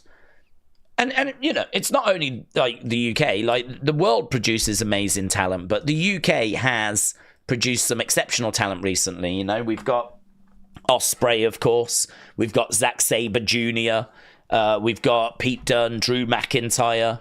If you used to take all the British wrestlers and put them into one promotion from around the world, I think we can agree that'd be a pretty sick promotion, right? It'd be a pretty cool promotion. And it's a real shame that we don't have a promotion like that that's on mainstream TV, that's getting TV time, that gets, some decent views. I mean, in America, you lot have, obviously, so much stuff, but we don't even have an AEW. AEW's getting 600,000 views in America. We don't even have anything like that. There's 60-odd million people in the UK, and, we don't have a wrestling show that's getting 600,000 views over here, but yet we're producing really good talent. Jamie Hayter, of course, is from the UK. So, you would have her, you would have Pete Dunne, you'd have Tyler Bate, you'd have... Oku, I think that's his name, isn't it? That's apparently signed with AEW, but I haven't seen him actually appear there yet. Ospreay, Zack Sabre Jr., Drew McIntyre. This goes on and on and on. But we used to have some on TV, and then they got rid of it. I don't know that showed territory stuff. It did show WWF. It did show occasional WWF matches. But I don't know that it was showing Texas, like WCCW or Championship Wrestling from Florida or the Carolinas or, I don't know that it was showing any of that. It was largely just stuff from Stoke-on-Trent and stuff from Preston and all these kind of places. And it was Big Daddy and it was Giant Haystacks and it was Mick McManus and it was the UK wrestlers. But there were... clips from America that were inserted. But honestly, I mean, territory stuff, I genuinely don't know where you would get it in the UK. I don't know where you would get it. I mean, there was only, 4 channels. So there was no internet. There was no mobile phones. There was no videotapes to my knowledge. And maybe there was a tape or something that was around, but what would be the point? What would be the point in WCCW, World Class, or Jim Crockett? What would be the point in them selling a tape of matches to the UK if the UK doesn't know any of the wrestlers on that tape, have no way of watching anything beyond that tape? I don't think that stuff... I don't actually have the answer to this, but I don't think that stuff was visible to us. I don't think that stuff was visible. We had WCW, we had WWF, and then, we had our own wrestling, which lived until the 80s. But yeah, that would be a really interesting one, actually. That would be a bit of learning that I would be interested in. I don't have a brilliant knowledge of international wrestling that was shown on TV in the UK back in the 80s, 70s, 60s, other than I know WWF stuff was shown during World of Sport. I know that much. I know that the occasional match, Bob Backlund's, Bruno Sammartino, they were being shown. I think Hogan as well. First show that WWF do in the UK is 1989, and that I believe was on Sky Sports. and that was that was their first show, and so really from that point, that's where WWF come and take the market, is from '89. And I can't remember when World of Sport ended, which was the name of the wrestling that was on every, I think, Saturday. But yeah, I just don't think there was any kind of territory stuff that was shown.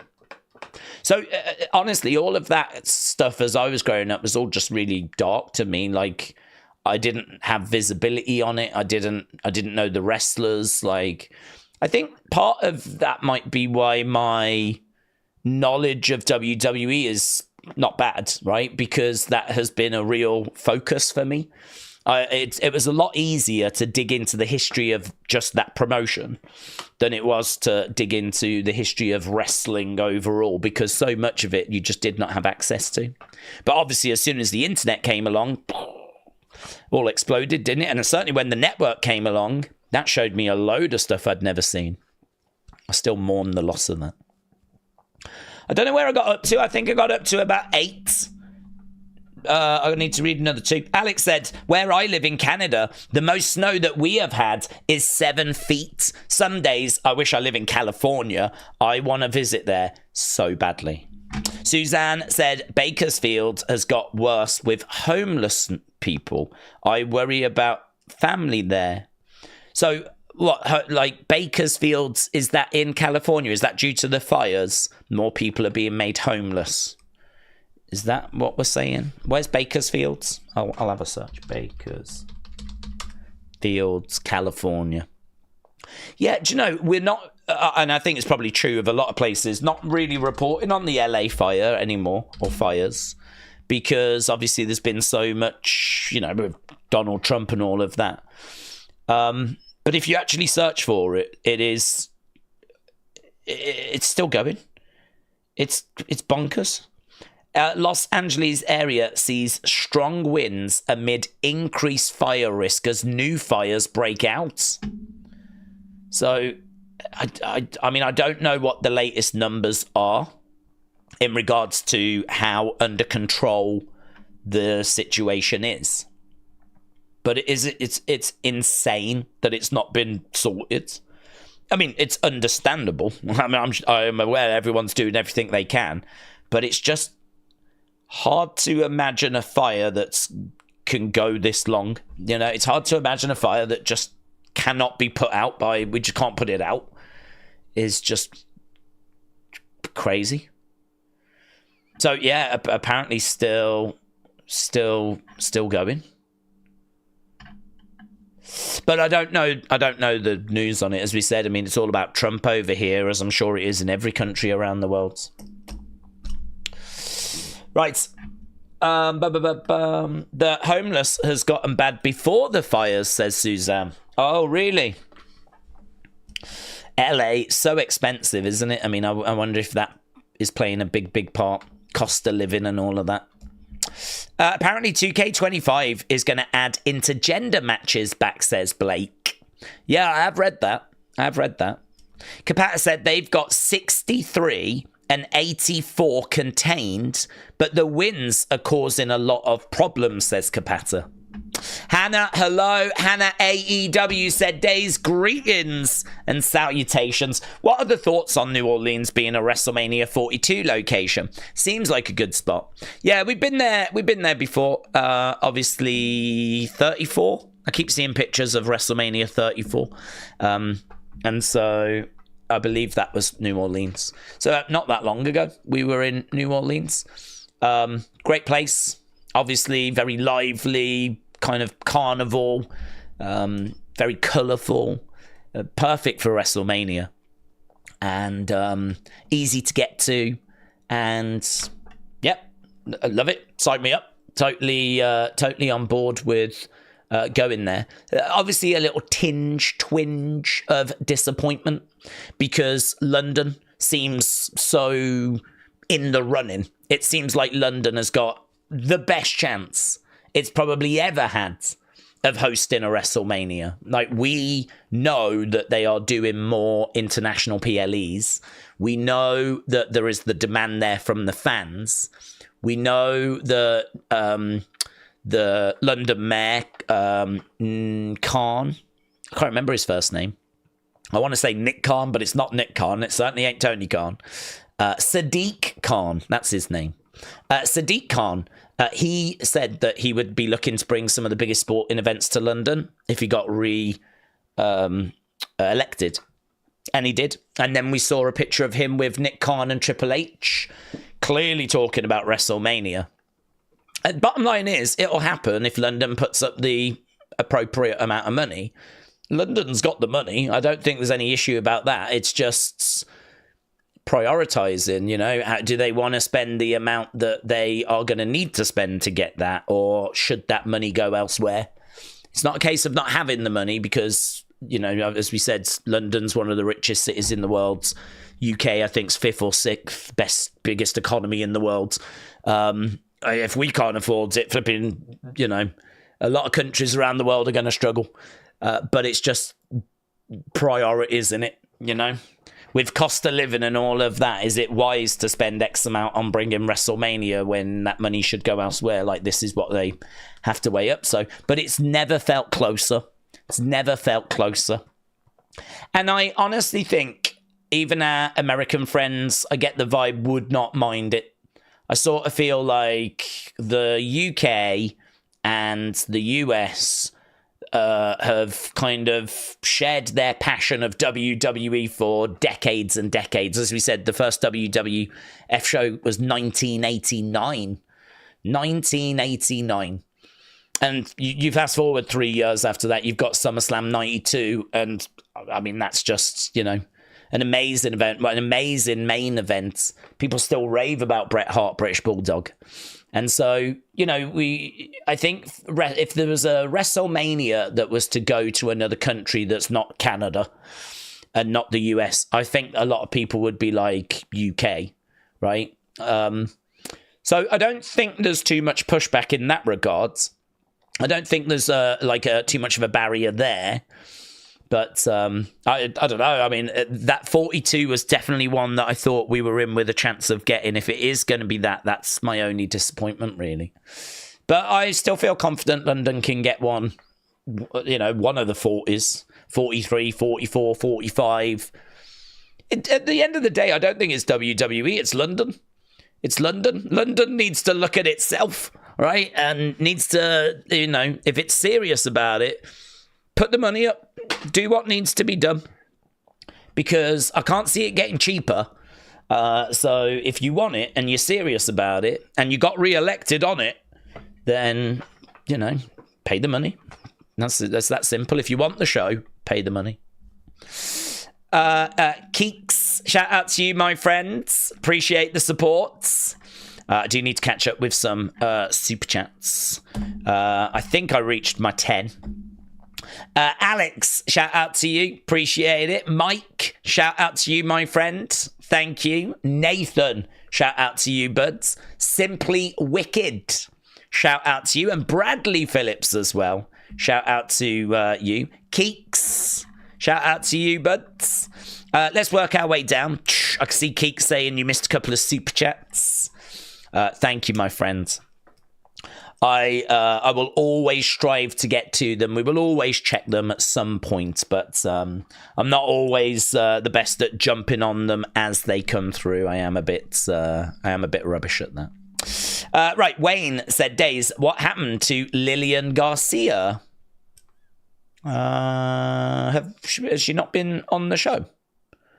I'm trying to think if we've not seen it. To be honest, I don't pay the announcers much attention. I know we've been getting Alicia Taylor. Did we not get her on Friday? Lillian Garcia's been moved to Friday. Alicia Taylor's been moved to Monday. We certainly was doing that. Haven't heard anything about her being ill or there being an issue, or I'll have a little look. Honestly, you pay more attention than I do to the commentators. Lillian Garcia. She's still listed as an announcer. No issues. She's nothing on her page saying, guys, I'm not going to be there this week or anything like that. She's still got WWE in her bio. She retweeted a Michael Cole tweet a couple of days ago. No issue. Not aware of anything, but if she wasn't there on Friday, I didn't notice. And maybe it was just a bit of illness. Maybe it was a missed flight. Didn't see anything reported. Joy Marie, shout out to you. WrestleBuzz said Daze 2 years. Thanks for all the content, goats. WrestleBuzz, shout out to you, buds. Really appreciate the support, my friend. And I always try to retweet your previews. I do like those where you pull all the graphics and everything together. I think you do a great job with that. So, and amongst other things as well. I know, like, you've been doing the Booker Howdy and all that stuff. So, shout out to you, buds. Keek said, I hear Royal Rumble coverage will start at 11 p.m. UK time. What time do you think the action will start? I have not looked at any timings for the Rumble. Historically, they start with a Rumble because we have two, and they don't want them next to each other. So they would start with the women's, then we'll get the undercard matches, and then we'll finish with the men's. Triple H doesn't like pay-per-views going over 2.5, 3 hours. It's the Rumble, though. This is the one where, both Rumble matches are going to be an hour. So that's 2 hours. So that means then it depends how big your undercard is.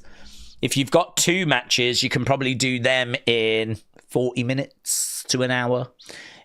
So that would be your 3 hours, right? So that would mean and I'm only going off what you're telling me right now. If you're telling me that the Rumble event starts at 11, I have not looked into it. If the Rumble event starts at 11, then you'll get, I think, the women's match straight away. And that'll be for about an hour. Then you'll probably have to wait an hour after that. And then we'll start the men's. So yeah, it should be Rumble goodness pretty much from the start of the actual show. But I've not seen any information as to when the Royal Rumble is actually beginning. Royal Rumble 2025 start time. I have not set that. I don't really look until the stream is all set up and everything. Right, much like Bad Blood in 2024, which recently returned to WWE's PLE lineup, the Royal Rumble is set to begin at 6 p.m. Eastern on Saturday, which is 11 p.m. British Standard Time. This means that the festivities will go live around 11 p.m. So it looks like the actual show is 11, not the kickoff show. So that would mean I would be expecting the Women's Rumble pretty much from, 10 minutes after that, 5 minutes after that. Once they've done the cold open and the intros, maybe America the Beautiful or whatever, I would imagine that we'll get underway with the Women's Rumble. And then we'll probably do the undercards.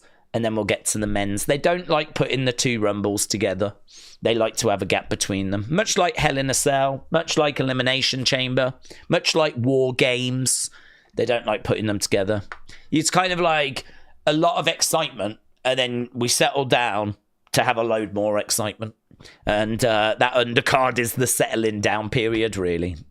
There ain't too many people tuning in to the Rumble show for the non-Rumble matches, right? They're going to be good and they're going to be interesting, but everyone knows why people tune into Rumbles. It's for the Rumble. Mackenzie said Netflix debut was when they said Goldberg was on the Raw 27th. Yeah, I can't remember that, to be honest. That's passed me by that about them mentioning that he would be on the 27th. So that's cool. I believe you. I just don't recall it. There's been no mention of it. Obviously, Roman implied he would be on the 27th. There's been no mention of that either at the moment. Both could be in just video packages, couldn't they? Both could just be video packages that just basically has them announcing they're going to be in the Rumble. Or, Roman talking a little bit more about his involvement in the Rumble. It wouldn't shock me if Goldberg was in the Rumble. It really, that wouldn't be a surprise at all. So, I think that we'll have to wait and see. There could have been a change of plan. We know that plans do change, but no word at the moment about Roman or Goldberg. But both seemingly expected to have some sort of presence on next week's show. Keeks said, Io, Sky, and Lyra will be my Valentine. Keeks, good luck with that, buds. Good luck with that. I hope that works out for you.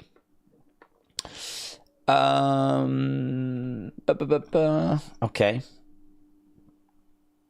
Alex, shout out to you, buds. Alex said, I was watching WrestleMania 14 for the first time, and the lightweight championship, that is one of the true Lost Classic matches. The Taka Michinoku Agulia match is a sleeper match on that card. I was completely caught off guard. Yeah, you can actually go onto like lists of like sleeper WrestleMania matches. That one normally pops up quite a lot. It was brilliant. I mean, they just absolutely, the pace that they were operating at was fantastic. And good shout. Really good shout. That is kind of one that I have mentioned in the past as being like one that's not for a long time. So it's a really good shout. It is one that definitely deserves raising up and should be revisited by people. So, Alex, shout out to you, my friend. Alex Marcy. Opala said, Daze, I've got a question.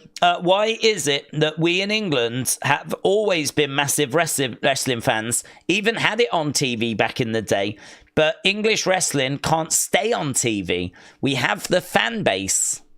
Well, we do and we don't. I mean, unfortunately, we live in a bubble where we are passionate about it, but the amount of people that are passionate about it is not enough for the TV companies to invest in it, you know? How many passionate wrestling fans are there in the UK? 100,000? No, I don't know. I mean, there's no way of knowing that number, but even if it was 100,000, like, that is a lot of people, isn't it? I mean, think of all those people, and like people that's the amount that like would tune in and watch, you know, wrestling and are really passionate about it. But that's not going to be enough for a TV company to actually invest in a promotion, you know.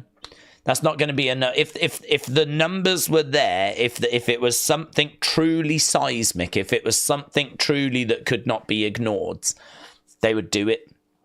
But they did bring back World of Sport a few years ago. I think, did it do one season and that was it? I wonder if we might even have the viewing figures for that number, for that show, you know. That had Will Ospreay on it. World of Sport reboot. World of Sport Wrestling. I wonder if this has got any numbers on. I've never actually looked. So this is World of Sport Wrestling. That was the logo. 2018 is when it came back. Alex Shane's SoCal Val. It ran from the 31st of December 2016 to November 2018, but it only had the one season. And what's this? 2024. Oh, I did hear about this, but I don't think it's on TV. Fightful reported, due to trademark issues with ITV, the name of the promotion is now WOS Wrestling.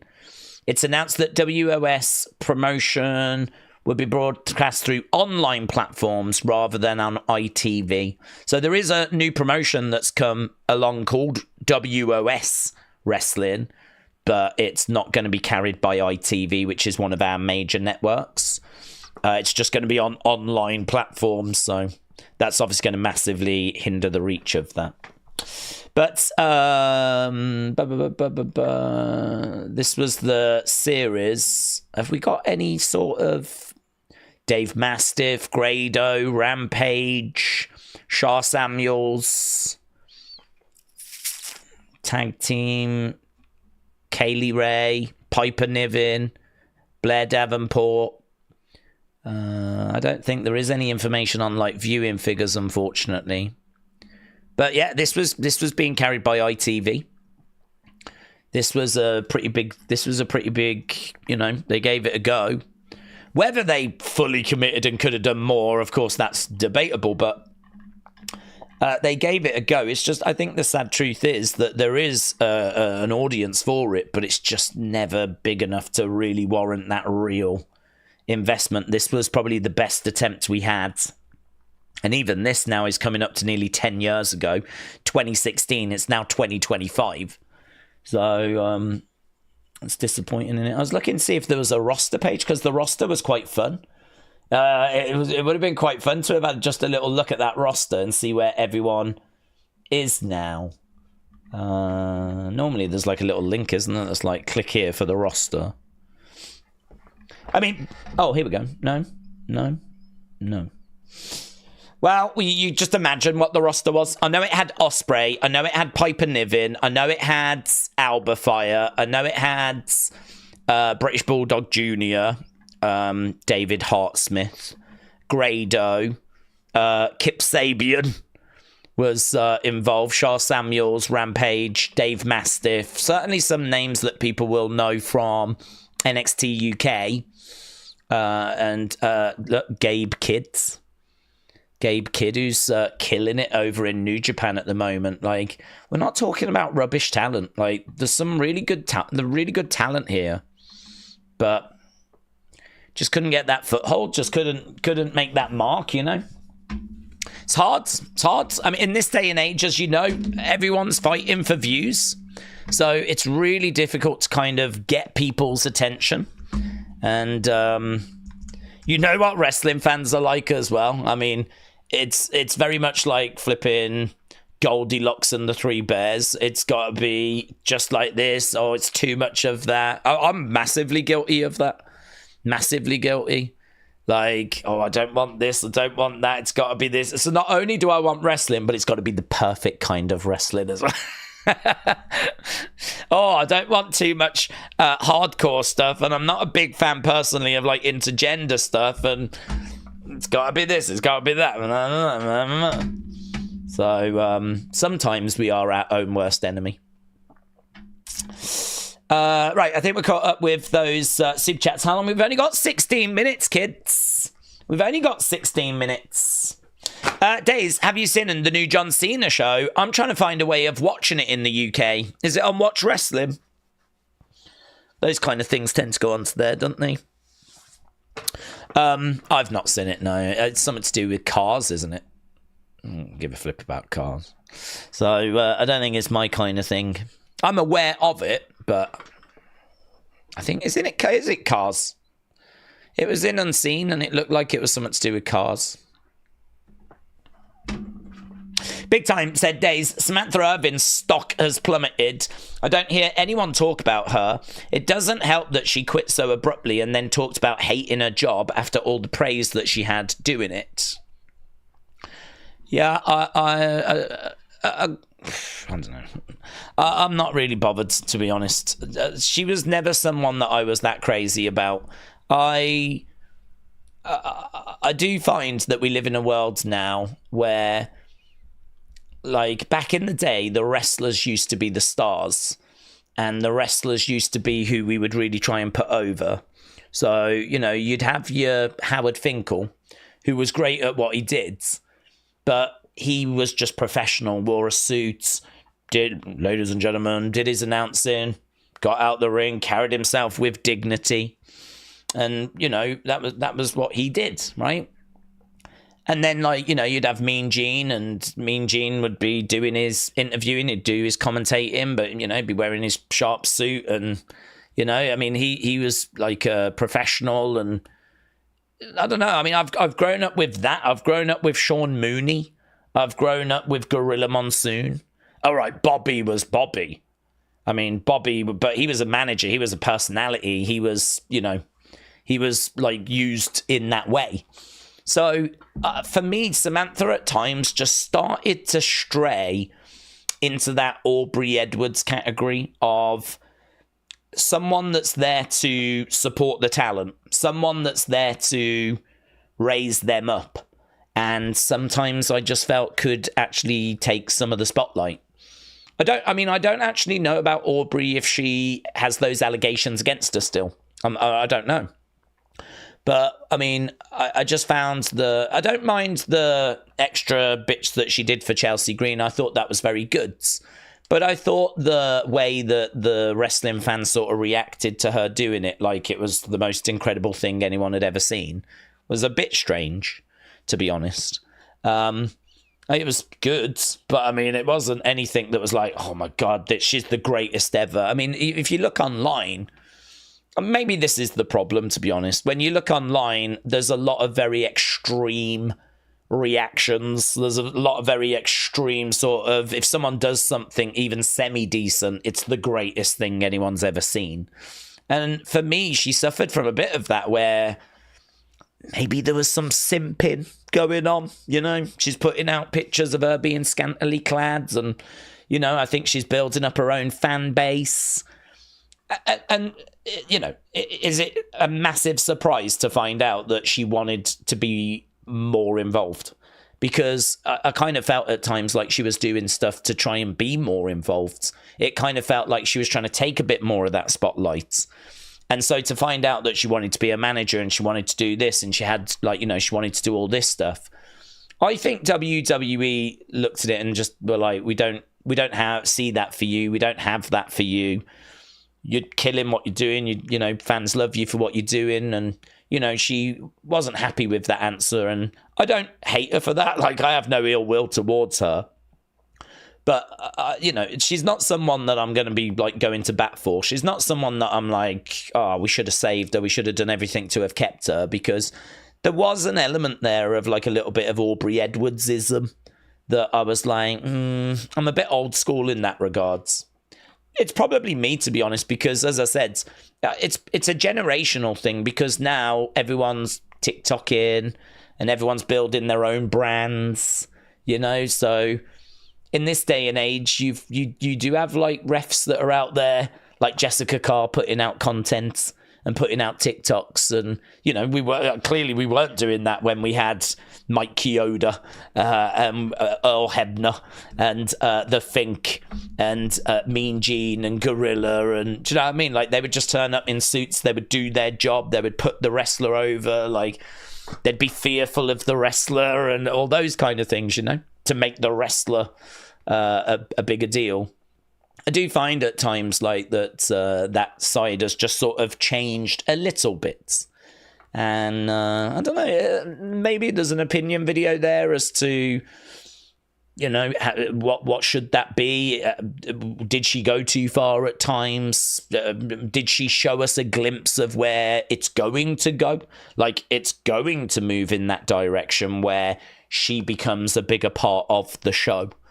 But then I would say that, I mean, I didn't even notice that Lillian Garcia was not there on Friday if she wasn't there. So I sort of feel like now Samantha's gone, it's settled back down again, you know? I don't ever really notice Alicia Taylor. I don't ever really notice Lillian Garcia.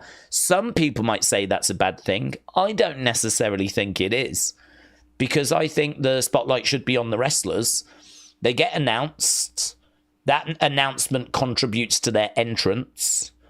This is why I don't mind that little extra flair in there. That's okay. I don't hate that. But yeah, I was never crazy about her work when she was in WWE. And I don't massively miss her now. Well, I don't miss her at all now that she's gone, to be honest. But I don't wish her any ill will. I'm not sitting here like, oh, I'm glad she's gone, she sucks and all that kind of... I don't feel that. I think it's unfortunate, but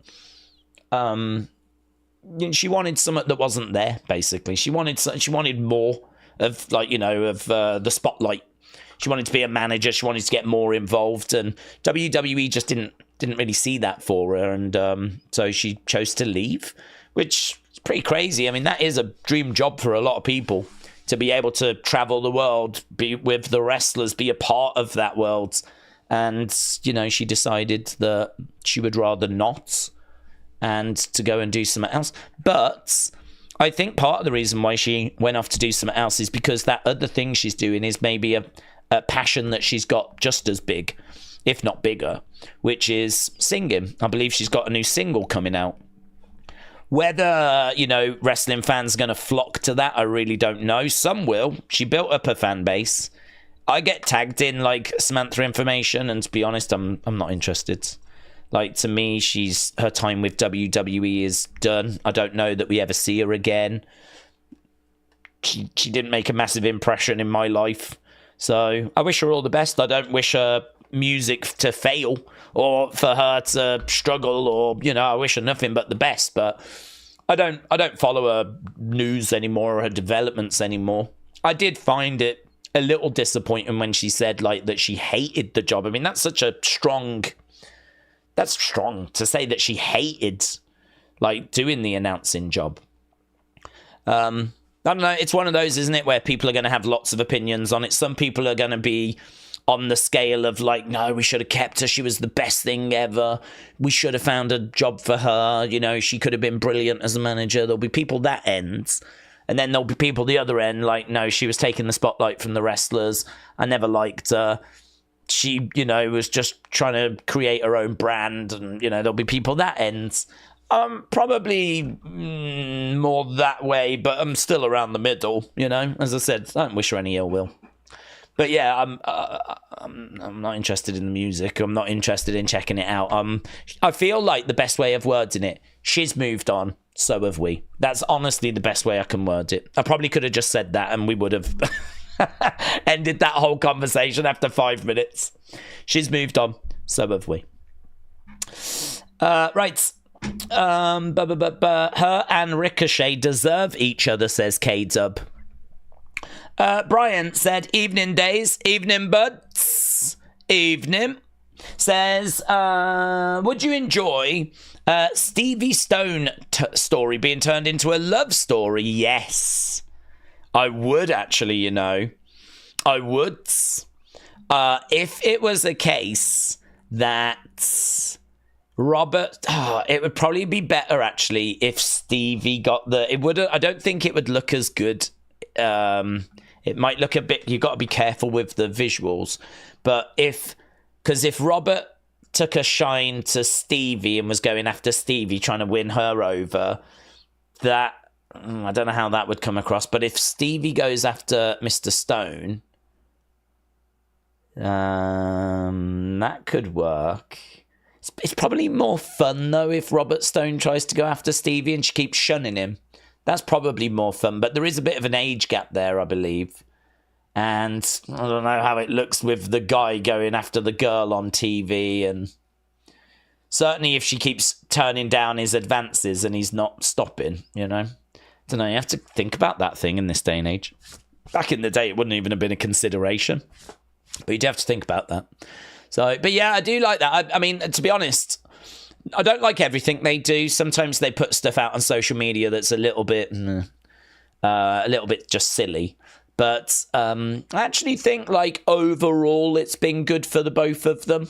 I mean, like, Stevie wasn't doing a great deal before, and Robert Stone's, like, tried managing different people, and it's, I think he was with Von Wagner, and I mean, like, that wasn't really any great shakes. So I think it's been a decent use for them, but I really don't know how much longer we keep doing it, to be honest. I don't know how much more we can get out of it, So maybe if, like, all of a sudden maybe if, like, Stevie saved Robert Stone by accident.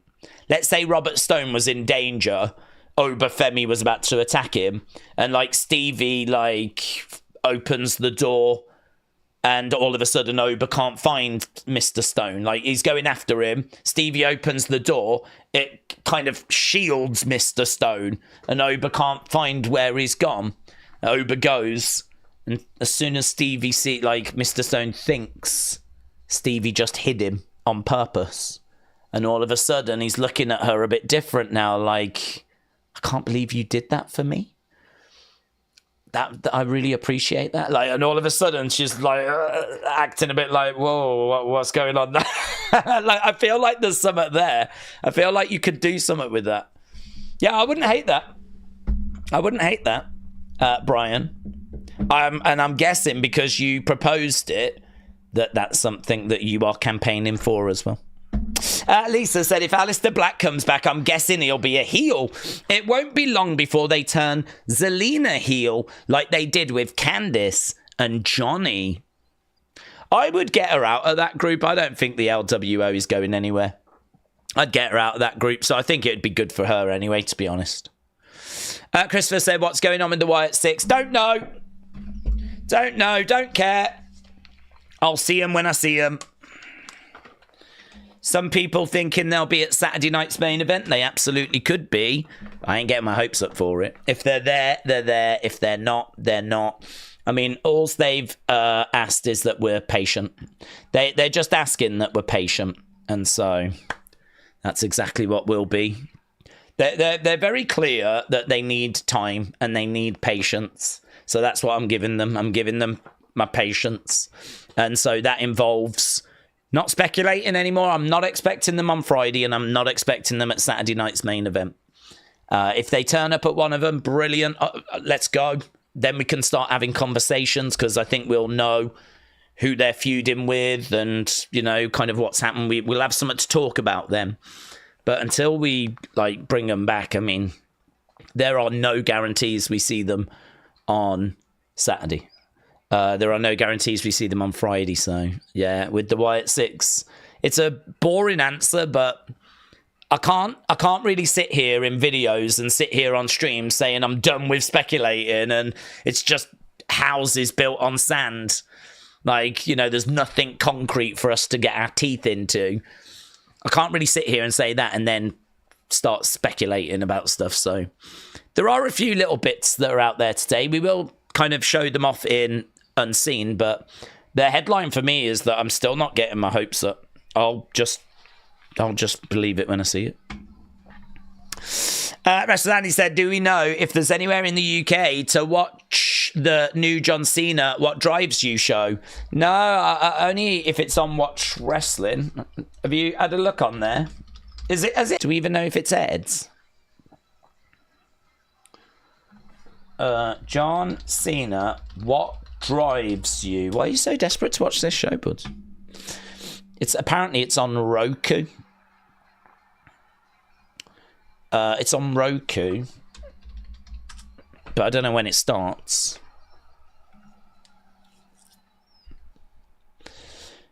Roku. It wasn't on Watch Wrestling if it has already aired.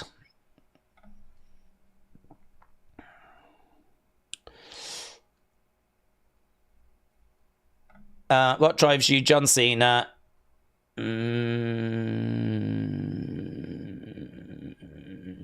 It might have to be just a VPN job, but I mean, I've got it on here. Look, What Drives You, John Cena, Roku channel, watch in HD free.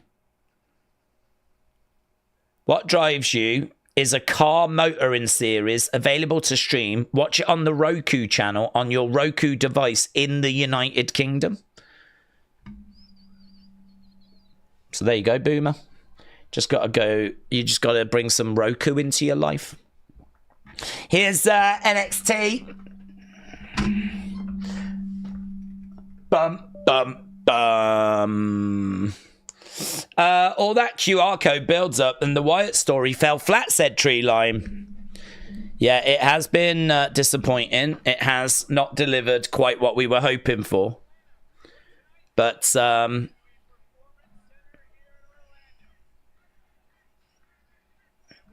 it's okay. I still think it can have a big year. Don't adjust your set. Corey Graves is here. I am right where I want to be.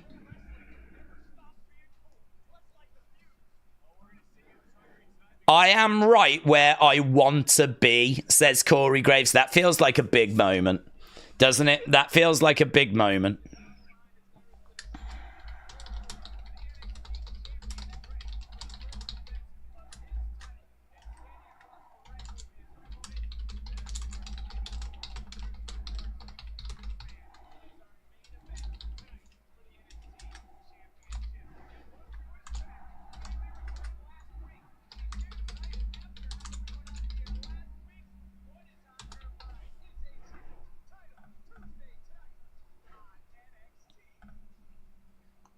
Tony starting off the show.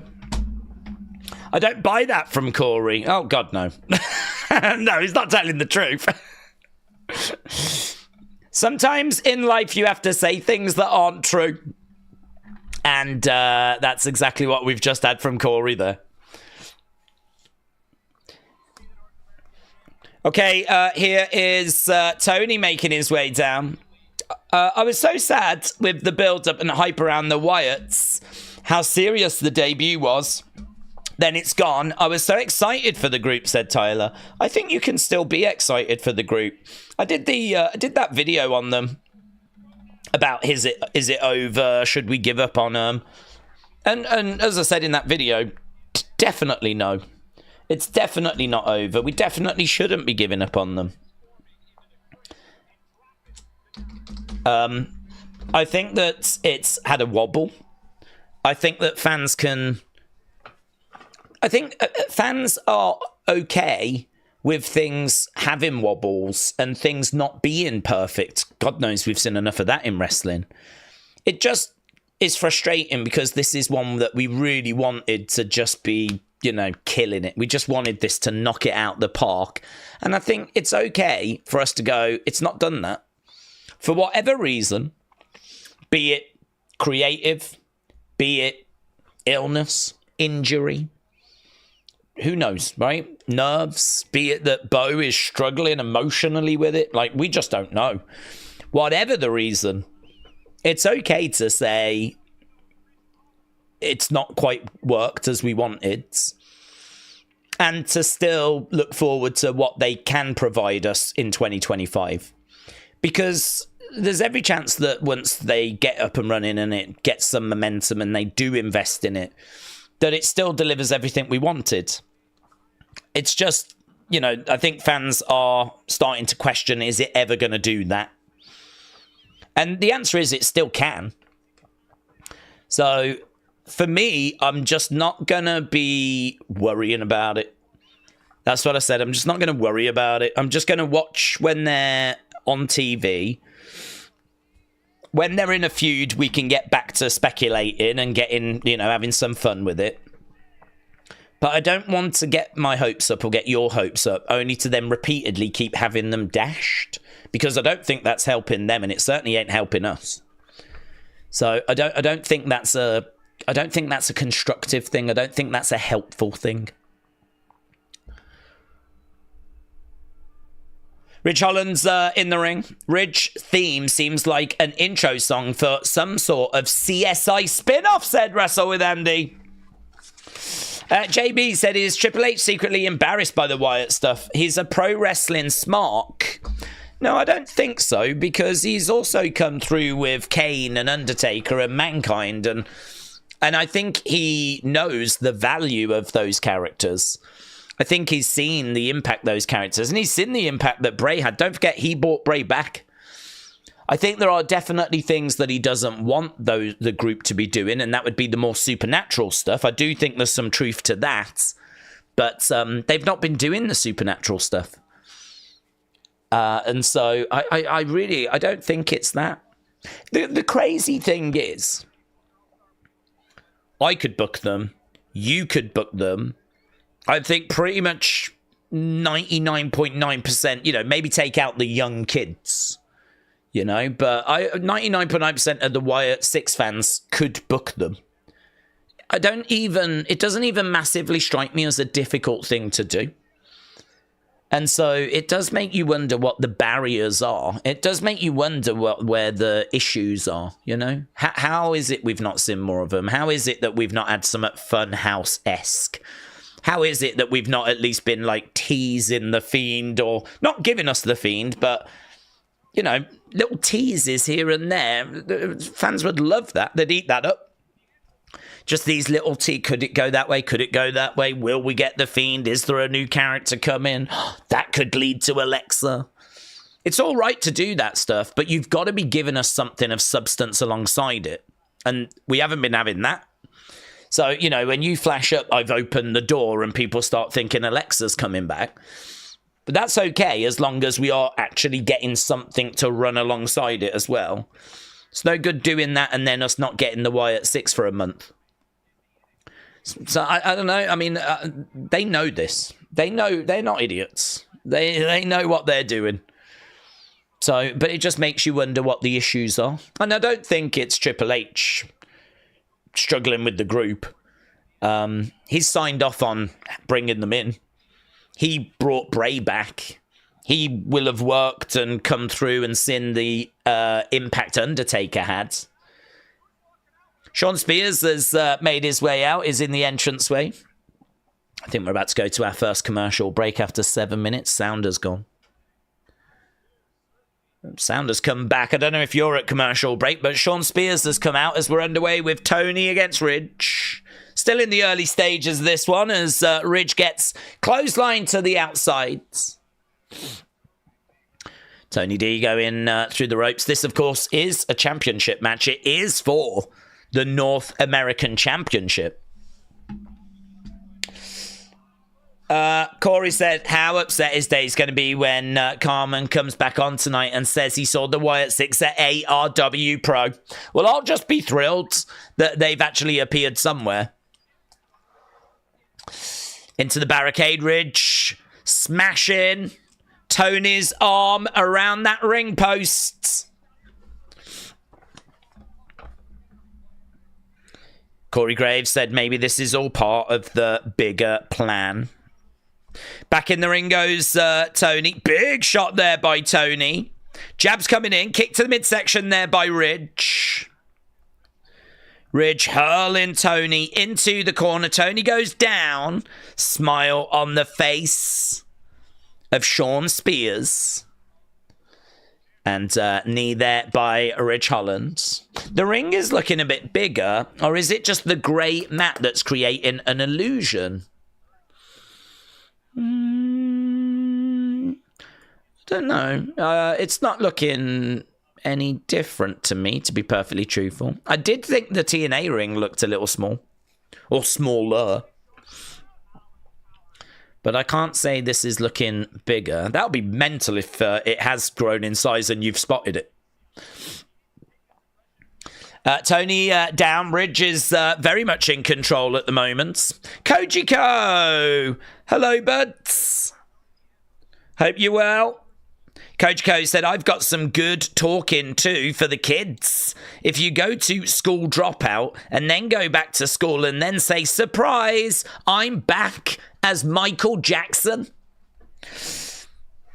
So you drop out of school, you go back, and you yell, surprise, I'm back, but do it as Michael Jackson. So like, hee hee, like that. And you go, I'm back. That was my Michael Jackson impression. And it was very, very good, actually. A lot of you won't know who Michael Jackson is because he's dead. But that was actually very accurate.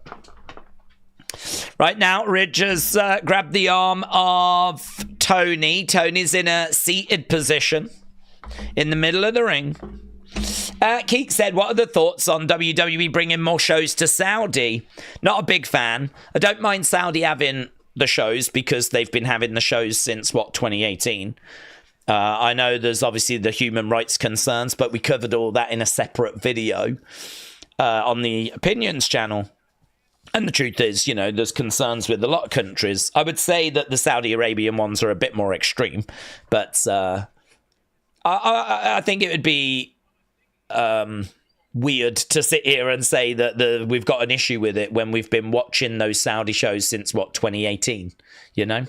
So I don't mind them having a show, but I'm not desperate to be going there multiple times. It'd be the same with the UK, actually. I mean, I'm down for the UK having a PLE, but I don't think the UK should have 3. I don't think the UK, because I do think that there's different parts of America that need to have shows, and Canada needs to have a show, and I'd love to go to Mexico, and I'd love to go to Australia, and maybe do something in Brazil, and go to India, and do you know what I mean? France, that was a massive success. Germany was really fun. How about we do Italy? If we're going to go international, let's go to these different places. There's WWE fans all over the globe. So the idea of going 2-3 times to Saudi Arabia, not a fan of that. But it would be weird to sit here and say that I was down on it when we've been going since, what, 2018? Ridge. Oh, hello. What just got thrown there? Someone got thrown to the outside. I just saw the cameraman catching it. Against the ropes. Crossbody. Bit of a spear. Did he go sideways? It looked like he crossbodied him.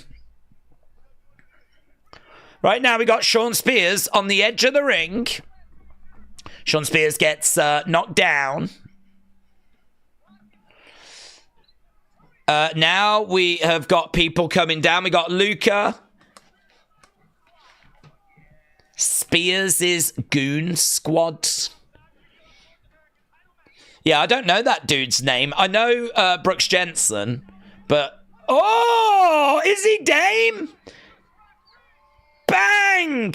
Ridge is planted. 1, 2, 3. Tony wins. Tony wins thanks to a big boot from Izzy Dame. She's on the outside applauding.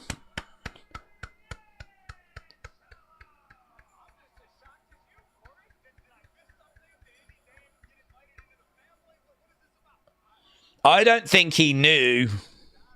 I don't think the Don knew. So the Don nails Shawn Spears. Shawn Spears has been trying to recruit Izzy Dame. This is very confusing, but it's obviously going to show itself eventually. Izzy Dame came in, nails Ridge. That was a beautiful kick. Spinebuster by Tony, and it's a win for Tony. She's on the outside applauding. She hasn't made any mistake. She's got a shirt very similar to the shirt that... what was her name? God, the girl out of High School Musical. What's her name? Vanessa. She's wearing a shirt very similar to that one Vanessa had. Hot Girls Love Pro Wrestling. Here's Tyson, Tyreek, and Wes. Having a word with Dion. Don't know who that boomer is in the background.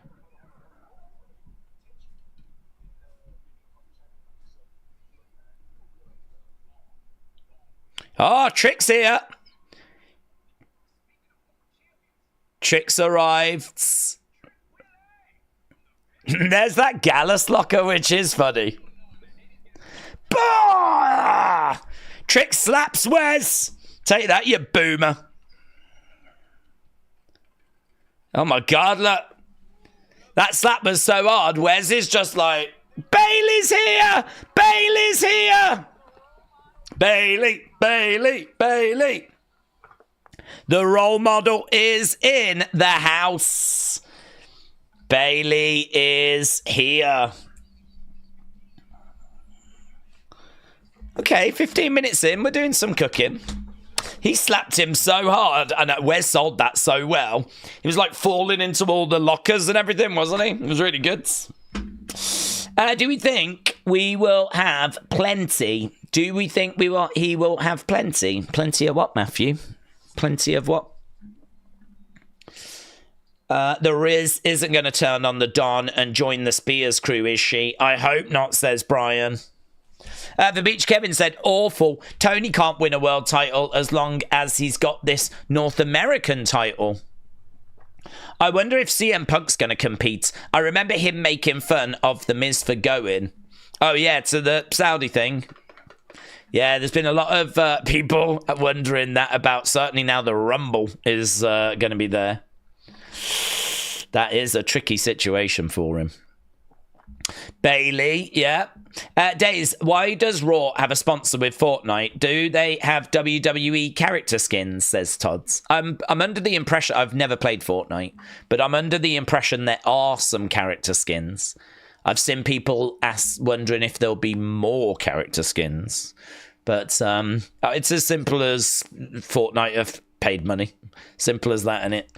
They've paid money and there's they've got their sponsorship on. I don't think it's Fortnite. I heard the sponsorship was Epic Games. Epic Games are the ones that have paid, and I think Epic Games own Fortnite. I don't know if they own any other IPs. I don't know if they own any other games.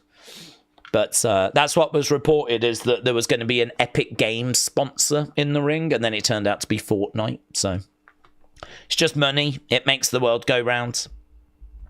Christopher said, I feel that slap is only 15% of Trick's real strength.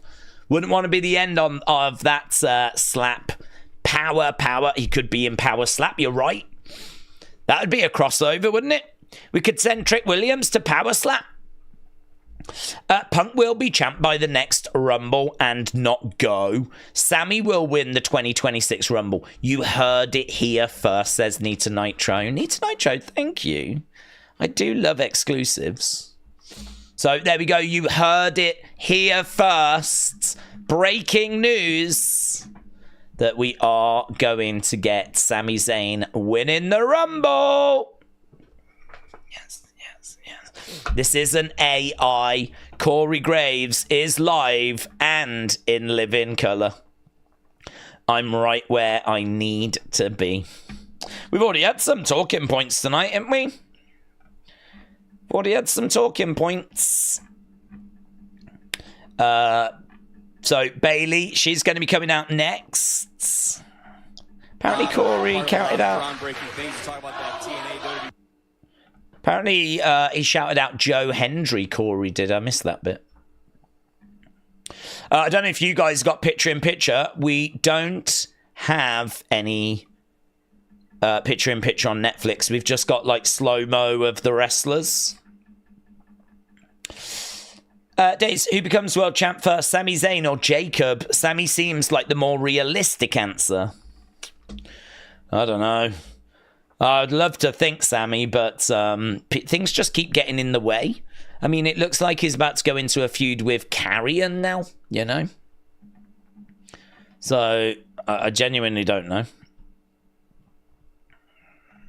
Sportskida says, that was a bit random what we just had. I agree. Right, we with Izzy Dame. Trick slapped Wes so hard he now thinks he's a rascal again. He's running around going TNA, TNA, TNA. Yes.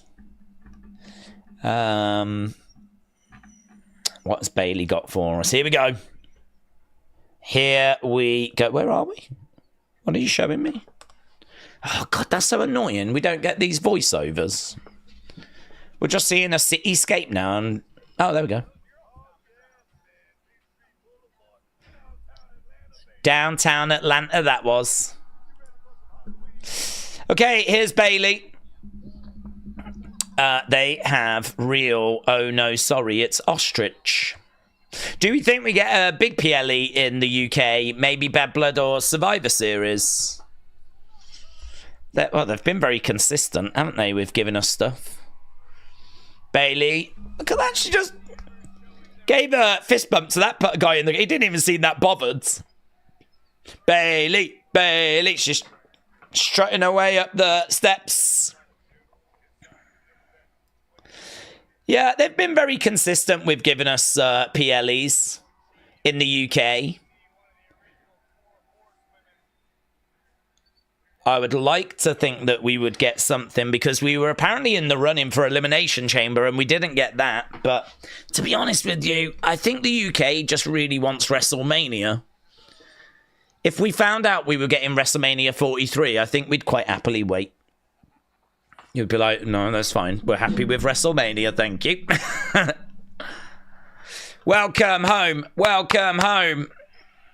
Looks like she's had a bit of a disaster whilst ironing. And she's burnt a couple of patches on the front. That's really unfortunate.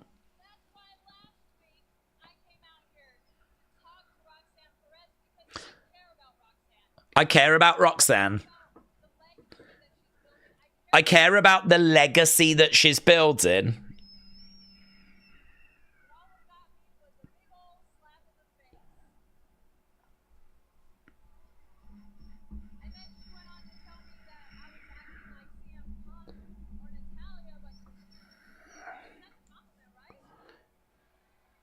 It's a compliment. She said I was acting like CM Punk or Natalia.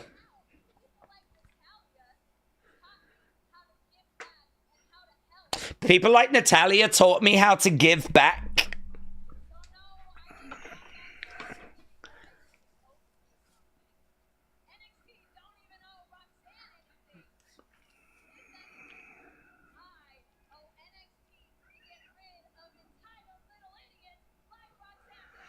I owe NXT to get rid of entitled little idiots.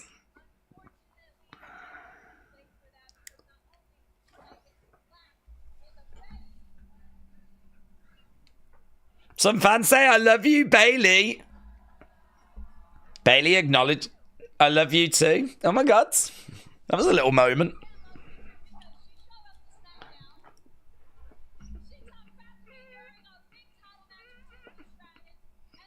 Bayley's so comfortable in there.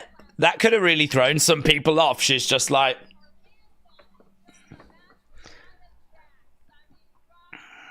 Rox, come on. Rox.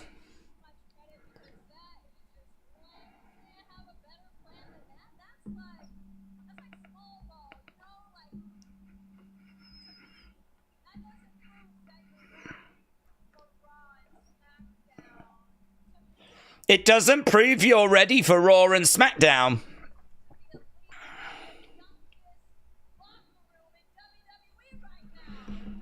Okay, so Bayley just here to talk a bit of trash. She's talking about all the talent. I'm an American, I agree. UK crowd is more insane. They know they don't get many TV shows, so when they are, it's 10 out of 10, says Duran. Oh my God. Oh my God, are we going to bring out... Oh my God. I'm sat here waiting for Roxanne to come out. They've just brought out Julia. Guys, it's happening. It's happening. We're going to have Julia and Bayley face to face. Get in the ring, Julia. Get in the ring. Don't stay on the outside. Get in the ring. Push her over. Push her over. Slap her. Slap her, Julia. I wanted you in NXT. That's it. Get in the ring. Push her over. Call her a boomer. Say you're a Bayley boomer. You're a boomer, Bayley. Oh, she's going to be all respectful, isn't she? Oh, God. This match would bang. This match would bang.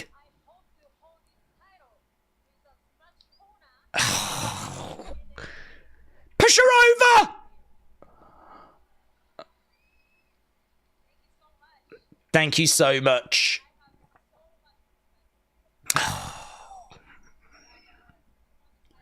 This is a match I really need to see. Julia's like, oh my God.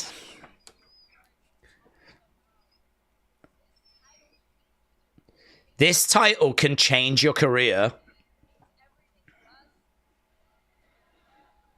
It's a great moment.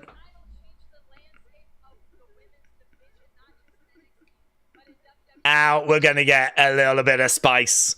Now we're going to get a bit of spice. Roxanne Perez, Cora Jades.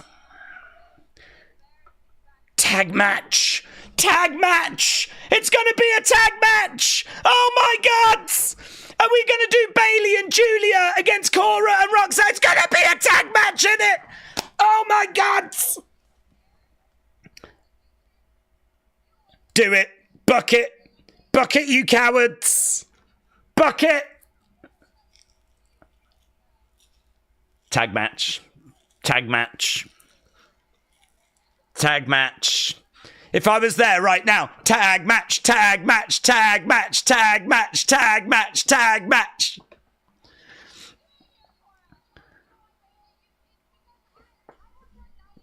Buckets! God, this crowd are good, though. This crowd are booing him out the building. Yeah, they're making a lot of noise.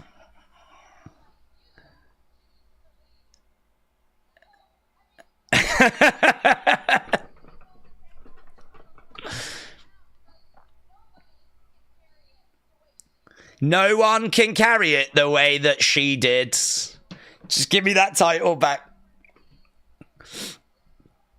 Loud boos. Loud boos.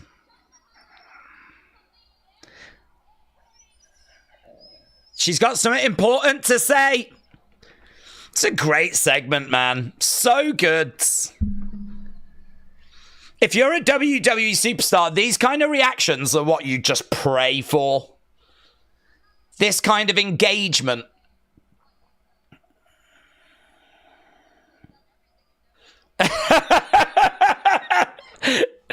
Mate, this crowd is murking Roxanne Perez. They are murking her. If it's possible to be deaded by your crowds, that's exactly what's happening.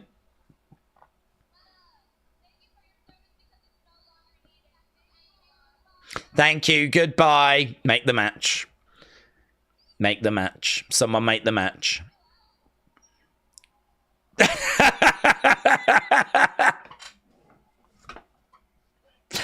Booker T's like the disrespects. They're even holding up boo signs. Oh my God. It's got that serious. They've turned to arts and crafts.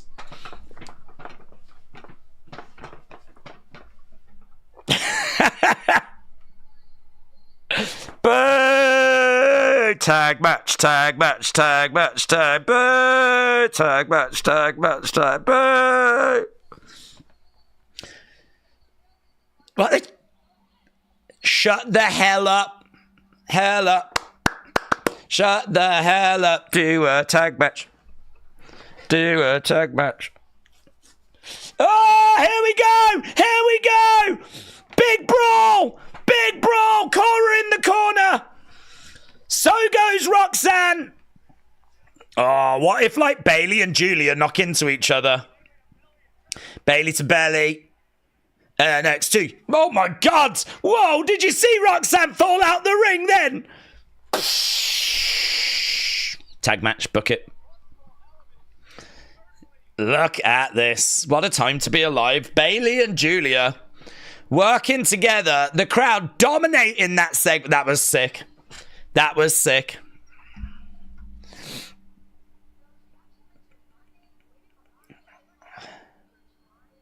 That was sick. The rollout was fierce, said Neil. Oh, well, they didn't do the tag match, and so now I hate wrestling. Turns out I hate wrestling now, guys. Love that segment, said Duram. That was a fun segment, says Brony.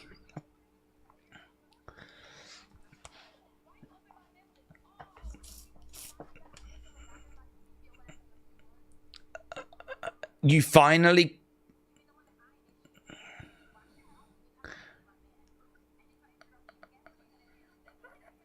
Oh, man, I wondered if she was going to mention Jey Uso. Oh, my God, they're still fighting! NXT, NXT. Are we going to get security, or are we going to go to commercial break? What they're doing? We got security coming down. Roxanne just went hard into that barricades. We're staying with the action right now. Julia's getting a beat up in the ring. Bayley's in the ring right now. I don't know if America has gone to commercial break or not, but right now, Cora with a big shot. Bayley goes down. Bayley and Julia working together. This crowd is red hot. Oh my God, Cora goes down. Roxanne is down on the outside. Oh! She was. She was. She jumps in the ring. It's got to be a tag match. It's got to be a tag match. Bayley getting dragged away. Let them fight. Let them fight. Let them fight. Bayley coming over. There's only one way to resolve this, kids. Bayley, again, Bayley's down on her knees. Julia, brawling away. Roxanne goes down. I think Roxanne just caught a stray from Cora, but they have managed to separate them now. Oh, let's go again! Yay! Bayley right back over. Bang, bang, bang. Yeah, man. I've got to think this is commercial break in America, because this is a really long brawl. This is a really long brawl. So, whilst you're at commercial break in America, if you are wondering, are they still brawling? The answer is yes. As both women are thrown outside the ring. And Julia, Bayley are in the ring. Cora, Roxanne on the outsides. If we don't get a tag match, I'll be absolutely shocked.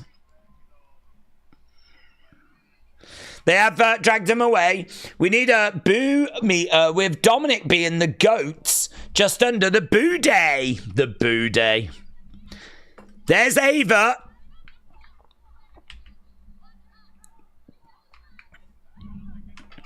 They're going again. Look, we're backstage in front of Ava. It's carnage. Ava's back there. Ava's getting caught up in it. Make the match.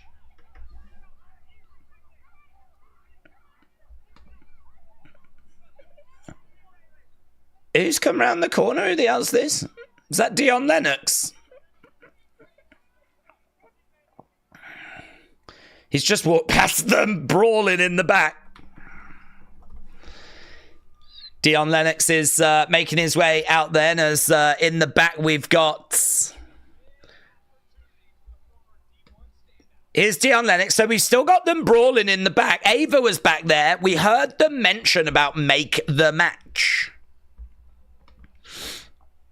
Wow. Netflix is our savior.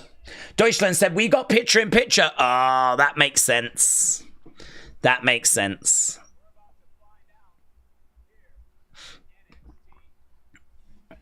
Okay, so Dion Lennox is getting into the ring. And that is going to be the match that we're going to go over to. I don't know who his opponent is, though. I don't remember there being an announcement.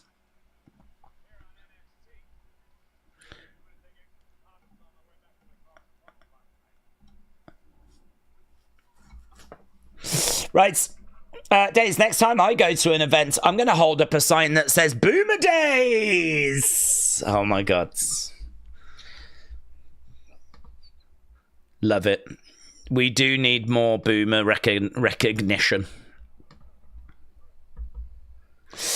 NXT presented by Progressive, said Wrestling Fan. I forgot about this guy, said Dr. Lucha Lala.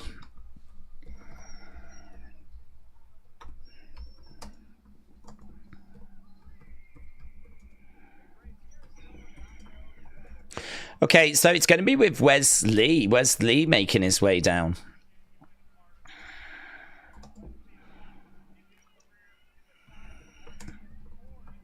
Tell you what, Cora Jade's getting involved in a lot of stuff these days, isn't she?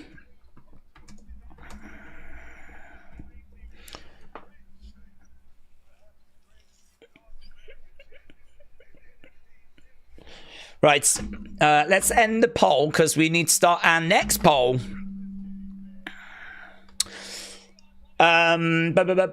We don't care about this match.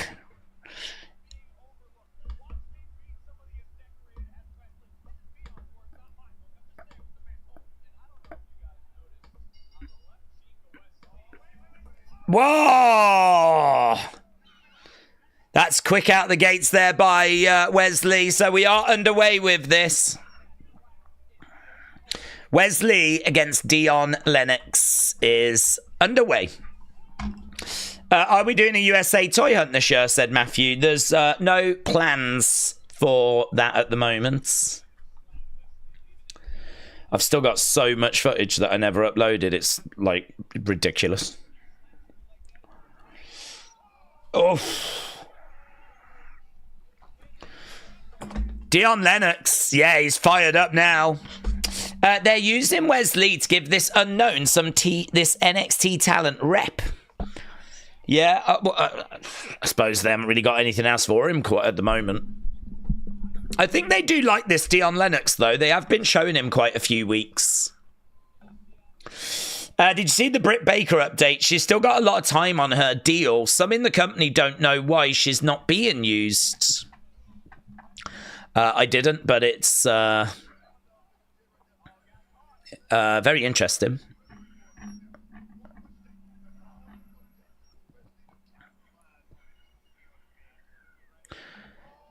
Down goes Wes. Dion Lennox looking good.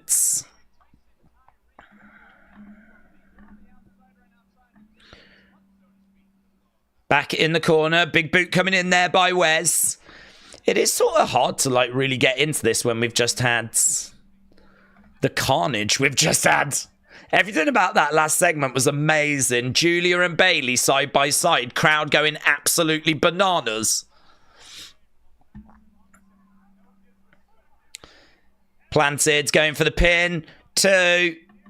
Oof.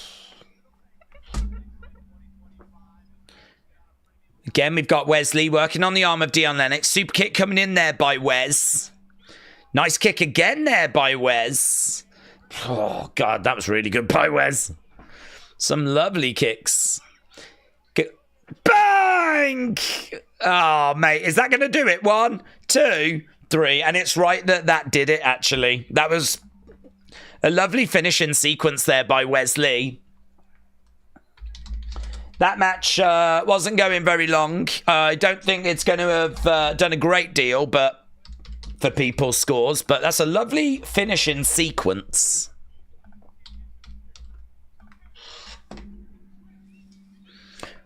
Wesley calling out Trick.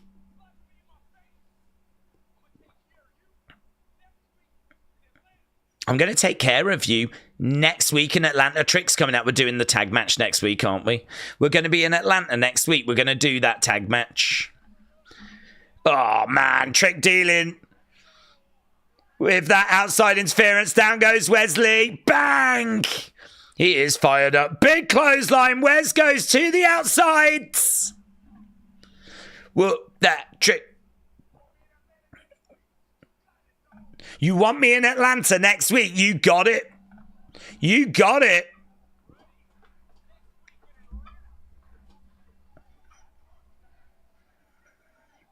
He knocks into Dion Lennox as well. Flipping everyone's getting it. Everyone's getting it. Apparently, we've got Grayson Waller at NXT. Grayson Waller said, does anyone know where Ava's office is?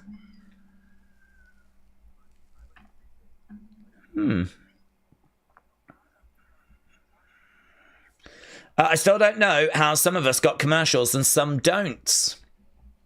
Yeah, it is weird. I mean, I don't think it's a location thing. I do say America because I thought that's what it was at first, but I'm being told it's not quite that. So I don't know that it is like an American thing, but then equally I'm told people have the highest premium package and they still get adverts as well.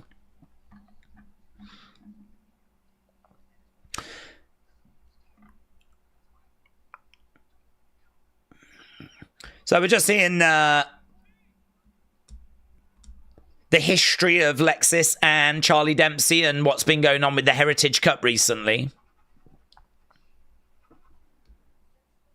I don't like it when he dyes his beard like jet black. When the beard looks like a bit more of a natural colour, it looks fine. But when he dyes it jet black, it looks so stupid in my mind.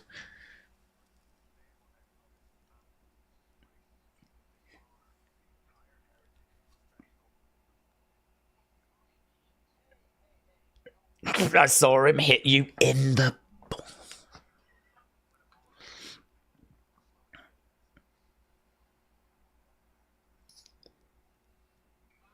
Okay, well, here we go then. Next match. Let's get rid of the poll. Well, let's keep the poll going a minute or so. Lexis versus Charlie. This is going to take us Probably into the second hour, I'd imagine, or just end before. Yeah, it looks a bit more natural there. That looks fine. It's when it's jet black, I think it doesn't look very good. I forgot Corey was there, said Toby. AB Jobson said, I've got the basic package. Well, I'm guessing you get the adverts then. That's what I'm guessing. Not a fan of the Heritage Cup matches. It's a bit of a bathroom break for me, said Brony. James said, having ads doesn't bother me because it does give a bit of a breather. The only issue I have is so many of them in a short space of time. Kelly said, I was going to get a VPN, but I realised it probably won't do me any good because my aunt is the owner of the Wi-Fi and I don't have access to it and I don't know how VPNs work. I don't really use VPN much, but I don't think you need access to the Wi-Fi for it to work. I think you literally sign into the VPN and just change your location. So it says current location, like for me, United Kingdom, and then I can just choose America, USA, and it just changes it or reroutes it or does something. I don't actually know how they work. I don't think you need like all your Wi-Fi information though. You don't, says why no pizza. Thank you, buds. I will admit it's not something I've used very often either. I've got premium, but with ads, said Maine. Oh, right, so you suffer with ads as well, do you, buds? Daze, there's a new Star Trek movie out on Friday. Is there? I don't mind a bit of Star Trek. I'm not like... Hello, how you doing? But I am a bit partial to Next Generation. I've said before, like, we never used to have cable when I was young, but my cousin did. So whenever I would go round to theirs, they'd have Sky 1 on, right? Which was like the main Sky channel. And they would have like Sky Sports and all these Sky channels. And one of the shows I remember seeing was Star Trek Next Generation on Sky 1. And that was not on like normal TV, BBC or ITV or Channel 4. It wasn't on any of our like normal networks. And I mean, it was so impressive. It looked like a flipping movie, but as a TV show, it was, for the time, I mean, you could look at it now as being dated, and there's obviously bigger, better shows like Game of Thrones and everything, but back then it was so visually impressive. And I remember seeing it and being like, whoa, it looked amazing. And I always wanted to sit down and just watch it as a result. I always wanted to start at episode 1 and just work my way through, like, all of Next Generation. I did manage to do, like, 4 seasons. I have done about 4 seasons. I need to get back on it, really. I do have the box set. But I've never watched Voyager or Deep Space Nine or Enterprise or any of those. I've not got that far. But I would like to finish Next Generation. So I do have a little soft spot for a bit of Star Trek. Don't mind a little bit of Star Trek. I won't hear anything said against it. I love Star Trek Next Generation. I still watch it every Friday, said Nathan. Do you? That's fun. I sort of really want to know this, like, what happens. I sort of really want to know the story, but obviously I don't want the story to get ruined. But I saw a video the other day. That says apparently Picard, which is named after the captain, apparently that he had his own show and it sort of ruins things. Like, it doesn't really make much sense. And I was like, oh, I don't like the sound of that. So, yeah, it's a world that I need to jump back into at some point before I die.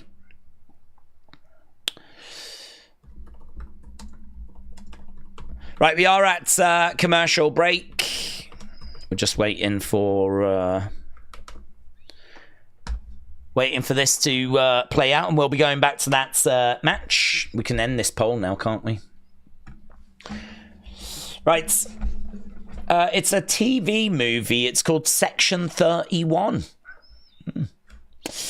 A tournament for the next TNA Digital Media Championship, says Davids. Maybe.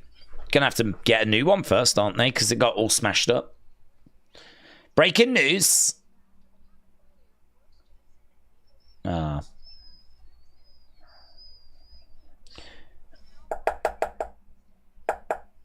Stephanie.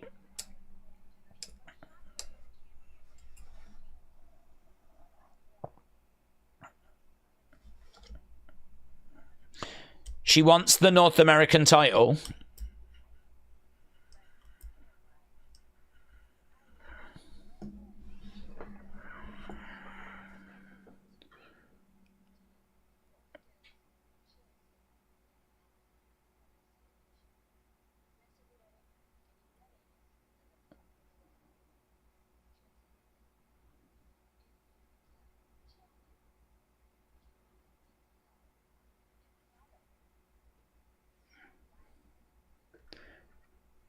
She's very good English. Hasn't she? Very good English.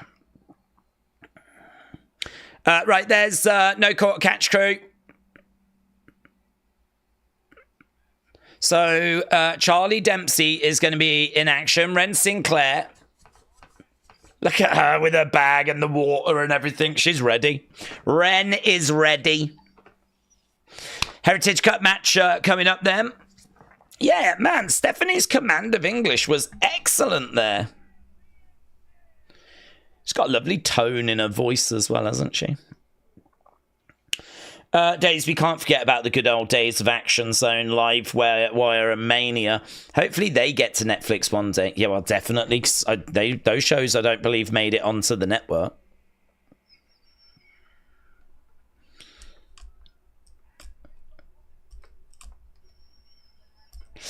Okay, Lexis King getting his intro. Do you like Raw, SmackDown, NXT, Rumble, Elimination? I like them all. John's Wrestling Corner. They're like children. I would not want to have to choose one.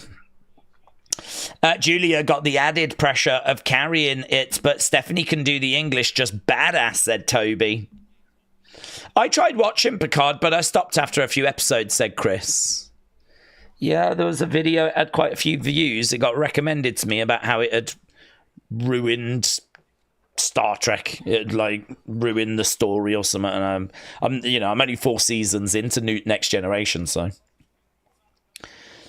it's a bit disappointing when you're like, oh, I'd love to watch this show, and then already people are making videos about how it's all been ruined.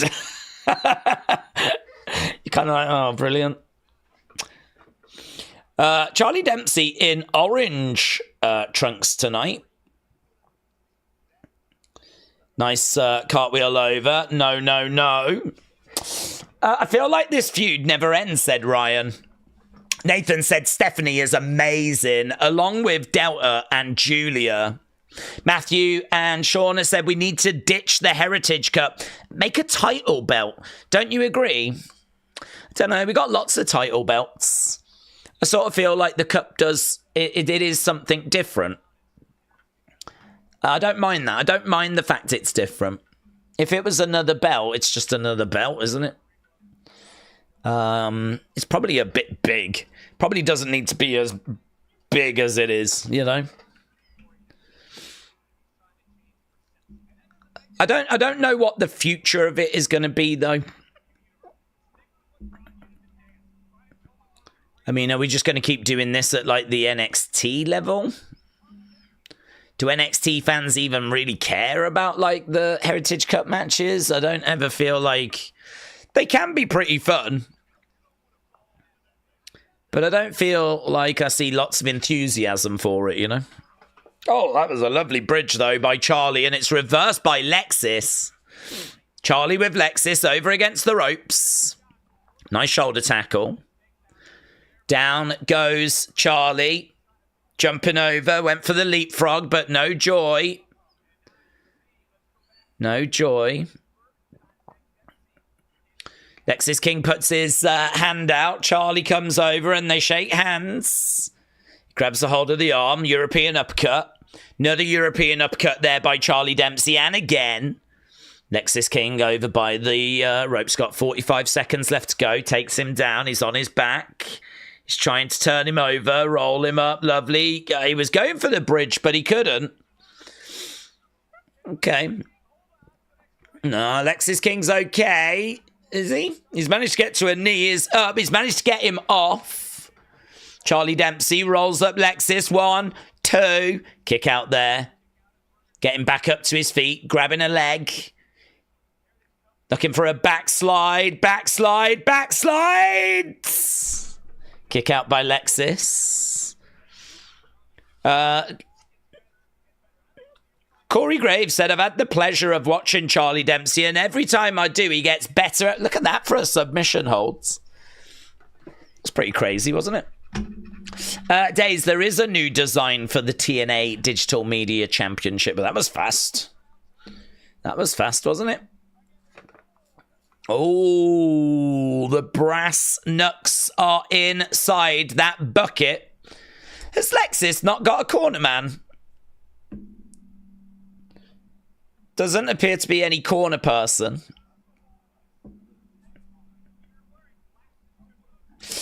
Daze, wrestler grabbed his junk, then shook his hands. Said Christopher.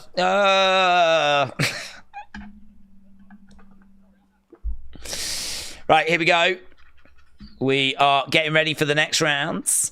Zarya, to my OP, is not booked as advertised. Her debut promo was strong, but now you see her backstage all friendly. I agree with you, Ashma. I agree. She's being presented as just another girl, and she was always this walking through the ruins of a city. Kind of like, oh my God, here's Zarya. Yeah, she was meant to be this badass, and now she's backstage like, don't worry about it, girl. Oh my God, it's going to be okay. How about you come round to mine? We'll do each other's nails. I don't know that she's ever said that, but it feels that way. I agree. I agree. Dempsey is paying tribute to nails. Yes. It's about time. Mitchell, hello, says insert message dissing Daze here. Daze is rubbish. I wasn't prepared to go any worse than that. That was as bad as I was willing to go. I'm in a fragile place. Mitchell, hello, hope you well, buds. So did you give your dog biscuits after the vet's day? No, because I don't know what I'm allowed to do. She had food. When I woke up, her food was in a bowl. And when I went downstairs, she was sort of like lying there, but her eyes were open. She lifted her head up and looked at me, just put her head back down again. Like there was no excitement for seeing me, but she still had like drugs in her system. You know, she had to be put out for the scan she had. So I think she's still getting all of that out of her system, to be honest. I think she's still like quite groggy. But I mean, there was no tail wag. There was no excitement. Like, I think in her world, she had a very traumatic day today. So, no, there was no biscuits or anything because she needs to have a dinner, doesn't she, really?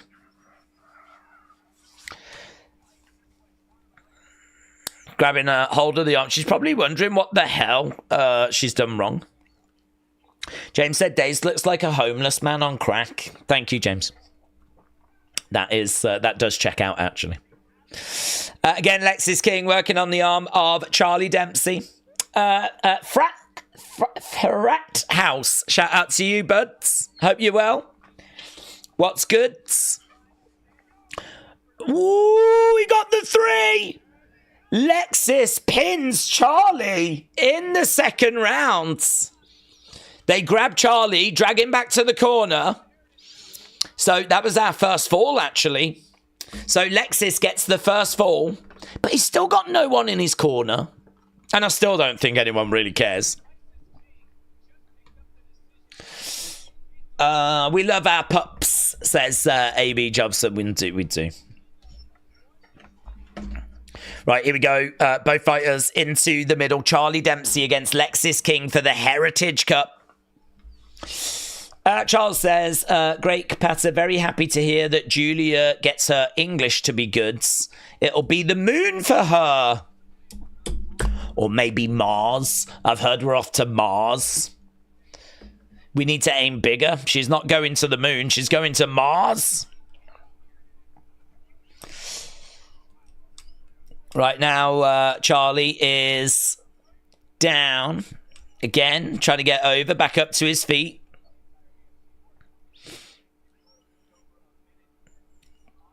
Charlie, again, has got Lexis over by the ropes. Referee is coming in. Oof. I know you like that. Tavian, I really like Tavian. Let's go, Tavian. Tavian Heights on the outsides. Look, Tavian's joining in.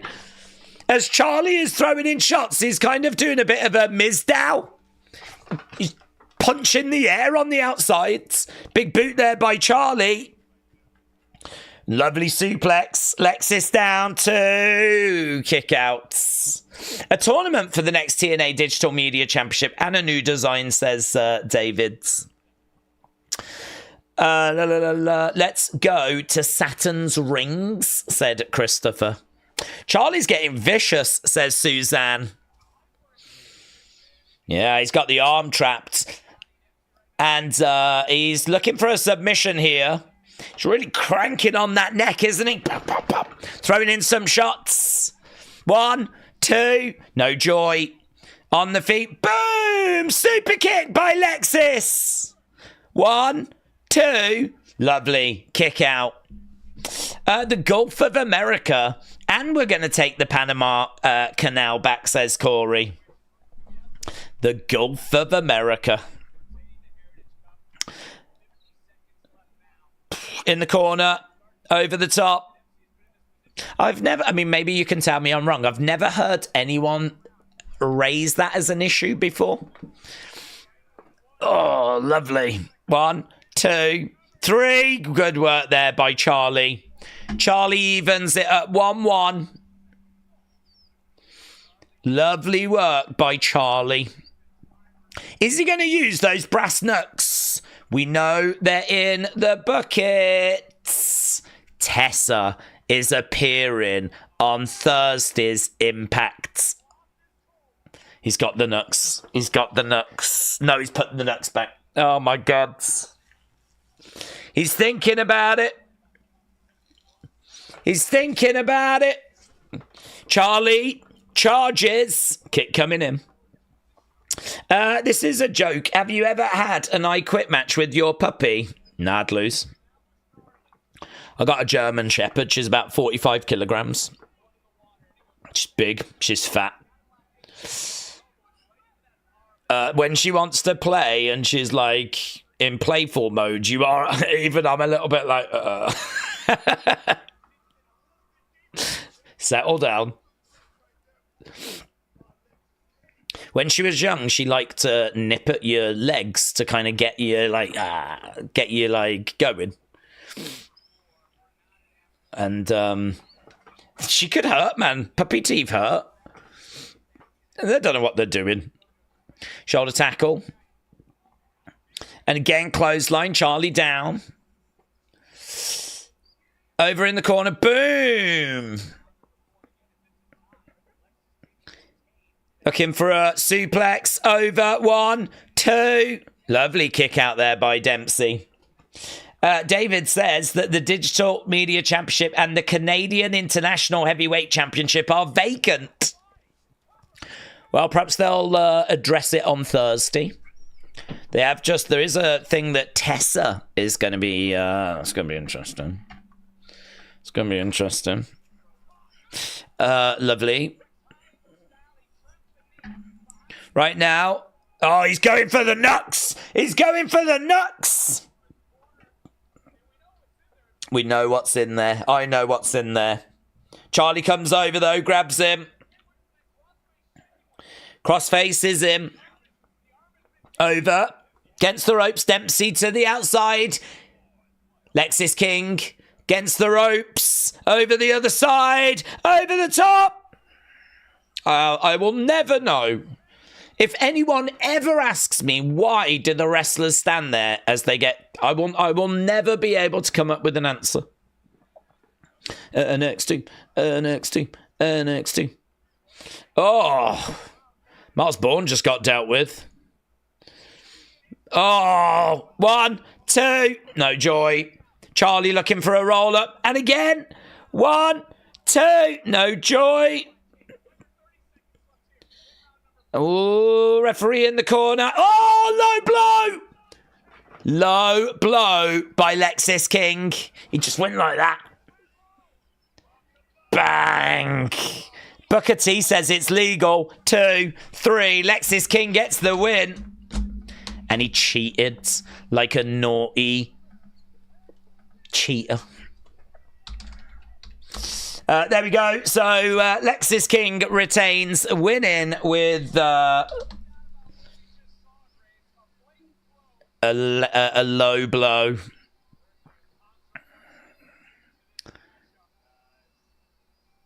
Lexis King goes over, a smile on his face as he grabs the cup. What's he going to say? He's been talking for weeks about doing things the right way. So what's he going to say about that? Hey, you boomer. Charlie versus Lexis. Right in the middle wicket. Right in the middle. Let's not talk about cricket, James. We don't talk about cricket. Low blow in the Regal area. Right in the William Regal area. That's where he did it. And he gives the cup a kiss. Oh! The flip.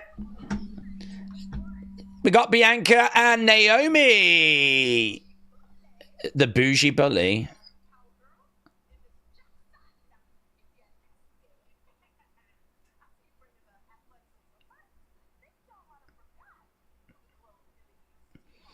Think you might have forgot who the Glow and the EST are. Is this next week? Yes.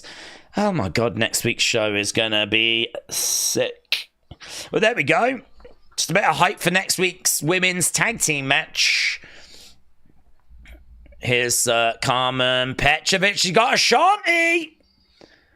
Oh my God. It's basically Macho Man and Miss Elizabeth all over again.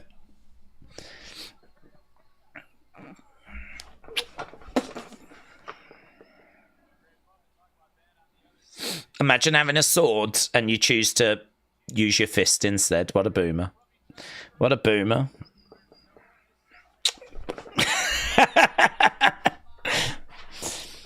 Choppy, choppy.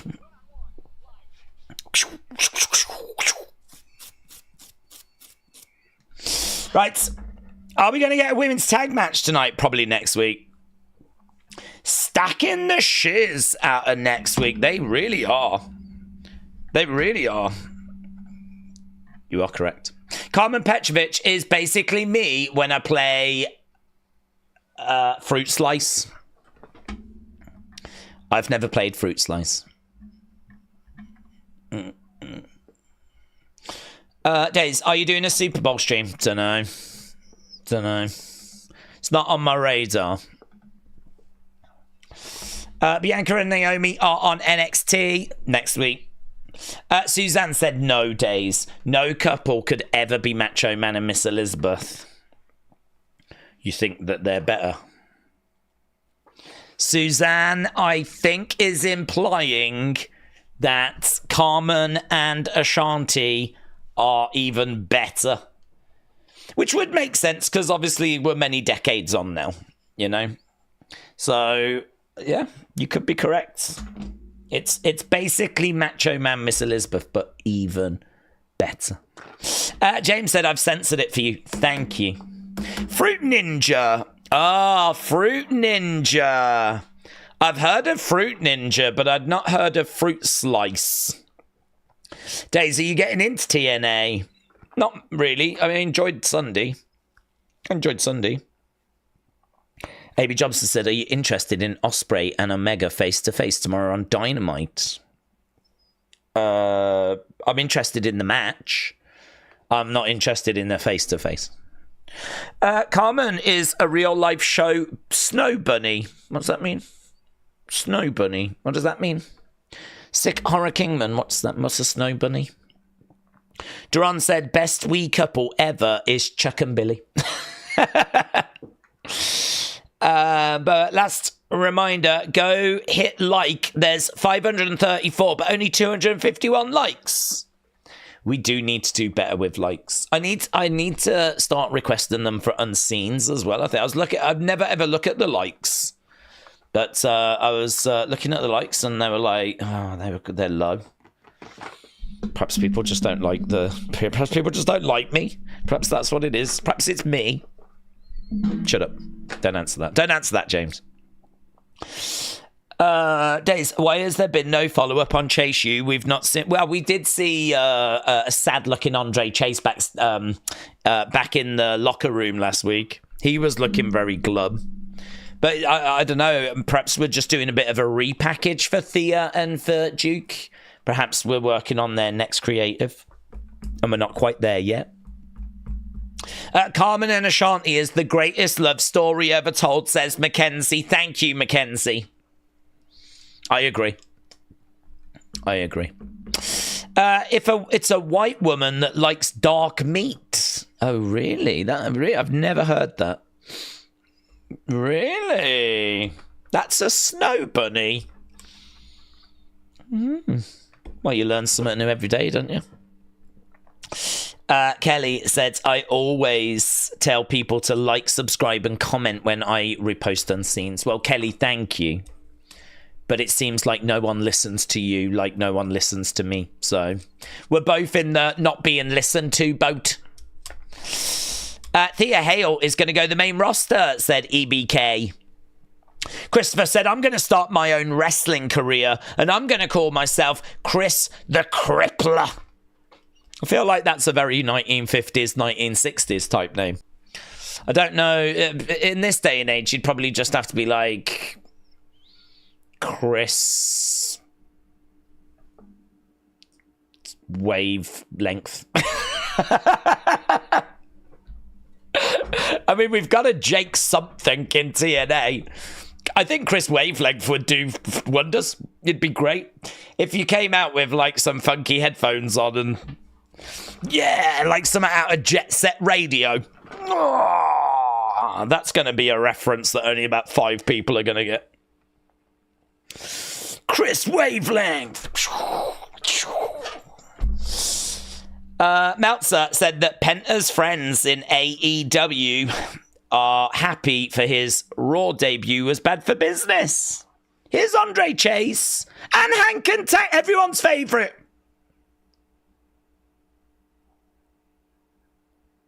All tag teams end in heartbreak. There's Kalani. You should just look out for yourself.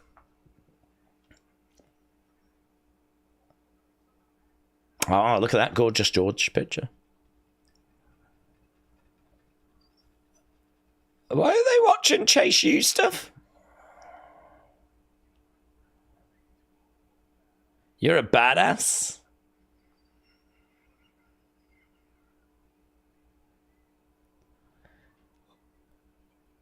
Chase U is dead.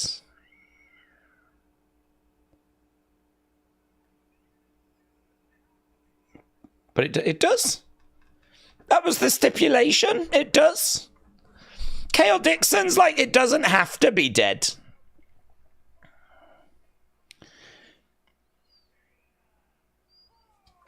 Are we going to get Jey Uso chance? Uso.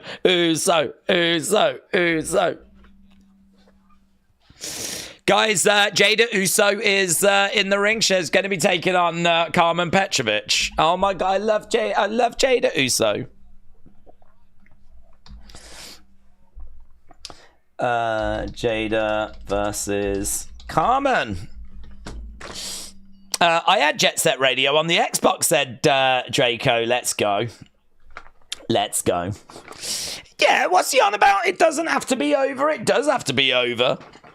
That was the stipulation. It was the end for flipping Chase U. Jada Parker was all like that. Like, yeah, you're gonna do this, are you?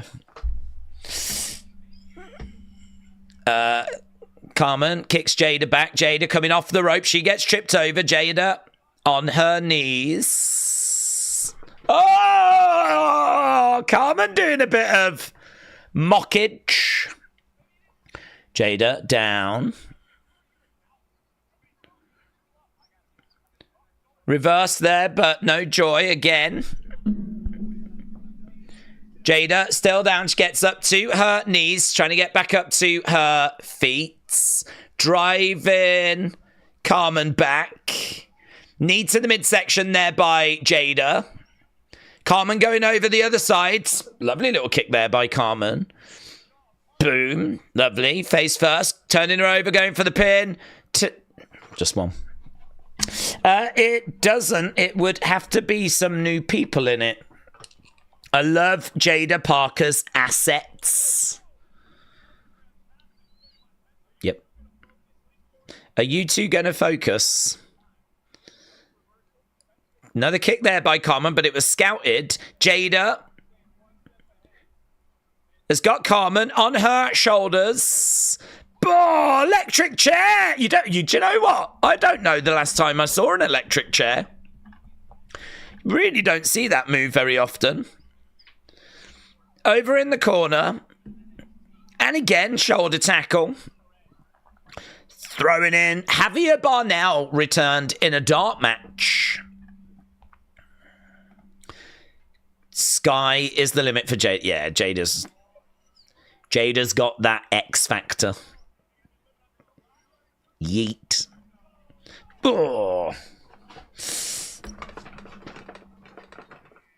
Yes.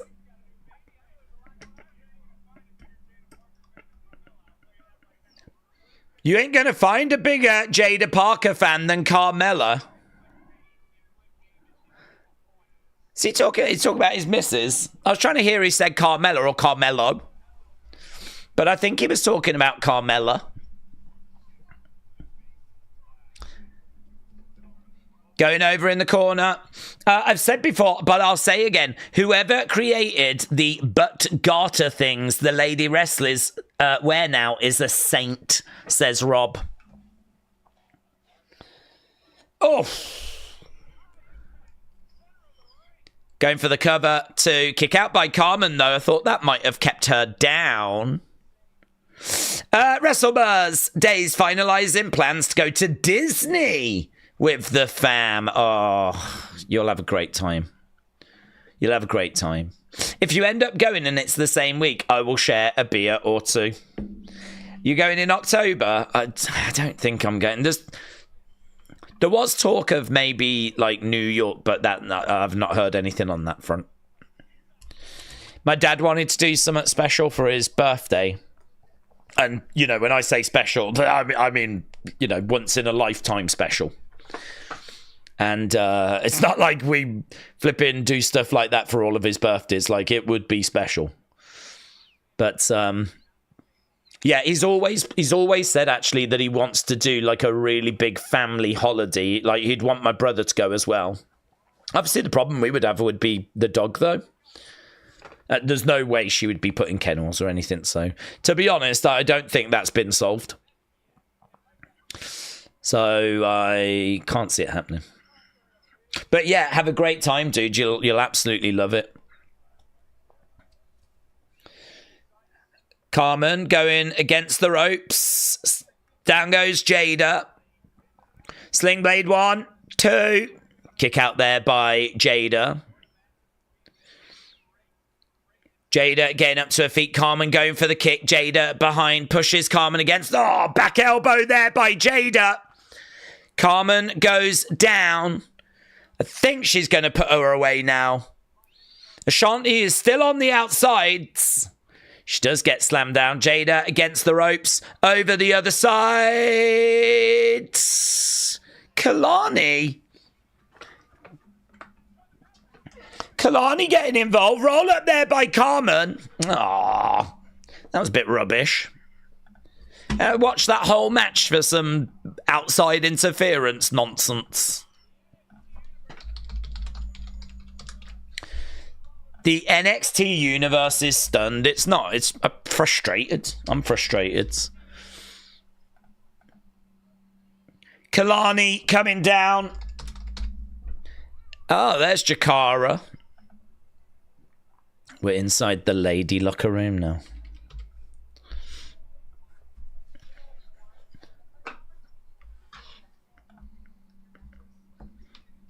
Okay, we got Lash and we got Jakara. There's Zarya and Sol.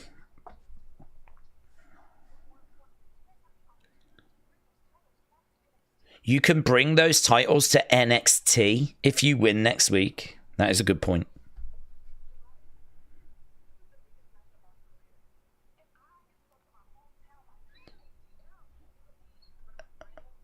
She's going to compete in front of her friends and family. Lash. Legend. The bougie bully.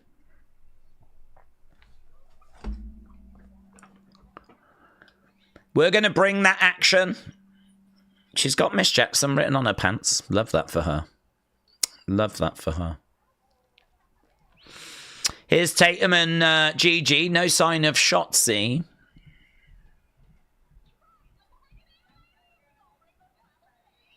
Is that JC in the background? So next week, Naomi and Bianca take on Meta ladies. Meta women. That would be weird. Carmen pickup for the win. Match was not good. There's Eddy Thorpe. Of course, I forgot. We've got an NXT Championship match still to come. There's been no talk of that. There's Oba. That's coming up tonight. Oba. Commercial break. Commercial break. Right, lovely. NXT Championship match still on the way. Yeah, I wonder what's going to happen with... We're not going to bring Chase U back, are we? I hate when they sound like they're reading from a paper. The fact that Zarya and Sol just are now background people is a waste of talent, says Matthew. If she was a guy, Daze would have been into it. If who was a guy? If who was a guy? Christopher said, is she always going to have that lollipop holder? Yeah, that's kind of a gimmick now. There's literally no chance in hell for Eddy Thorpe, said James. Brody says, I'm excited for Oba Eddy match. It's like Oba is winning the match. It's not like Oba is winning the match 100%. It's unpredictable. Mitchell is someone that knows a little bit about Florida. He says to WrestleBuzz, Epcot shouldn't have a new bar open by then in Spaceship Earth. I hope you guys have a great time. You may even get to see a Pirates bar opened. Is that new one open yet? You know, the new Universal one? I wouldn't mind going to the Nintendo land, but to be perfectly honest, I don't think it's massively appealing to me. I don't think that new Universal... people are going to go. People are going to want to see what it's like, of course, and it's going to do crazy numbers, but... I don't know. The Nintendo stuff sounds okay, but the other stuff was like... I don't know. Not messing. Why is there not a WWE land? That's what I want to know. We need a WWE theme park that I can work at. Oh, God, I'd pack this in. I'd be out of here. I'd be working there. I'd be standing at the flipping entranceway to the Tombstone ride or something. I'd be there with the Stone Cold flipping Stunner roller coaster. Have you got your ticket? Yeah. Okay. If you want to go down to the front, we've got 2 seats at the front. Thank you. You got your ticket? Thank you. Yeah. Oh, you got a wristband? No problem. Oh, right. Well, that gets you priority access. So you want to stand there? You can have any seat in the next train. Do you want to come forward, love? Do you want to come forward? Yeah. You got your ticket? Yeah. Yes. Yeah, I'm glad you have it. It is themed all on the Attitude Era and wrestling, yeah. So if you want to go in the back, anywhere you want, love, anywhere you want. Yep. Do you want to come forward, mate? That's me done. Yeah. And then after 8 hours of doing that, I'll go and sit on a bench and have my little sandwiches. Like this. And just have a great time. That's my life now. If there was a wrestling theme park. Daze, Florida has got snow today. Or it might be getting snow. It hardly happens in South America. Well, it's back on. I don't have it yet. Back to the Future at Universal was one of the best rides. And don't forget about E.T., says Matthew. Here's Brooks and Nico. They're making their way out. Are you going to get the new WWE Tops cards? No. I don't really like buying packs where I don't know what I'm going to get and I end up getting loads of cards I don't care about. I'd only be buying them for the autograph ones. From a financial point of view, I don't know if it's not worth just waiting for others to find them and then buying them on eBay.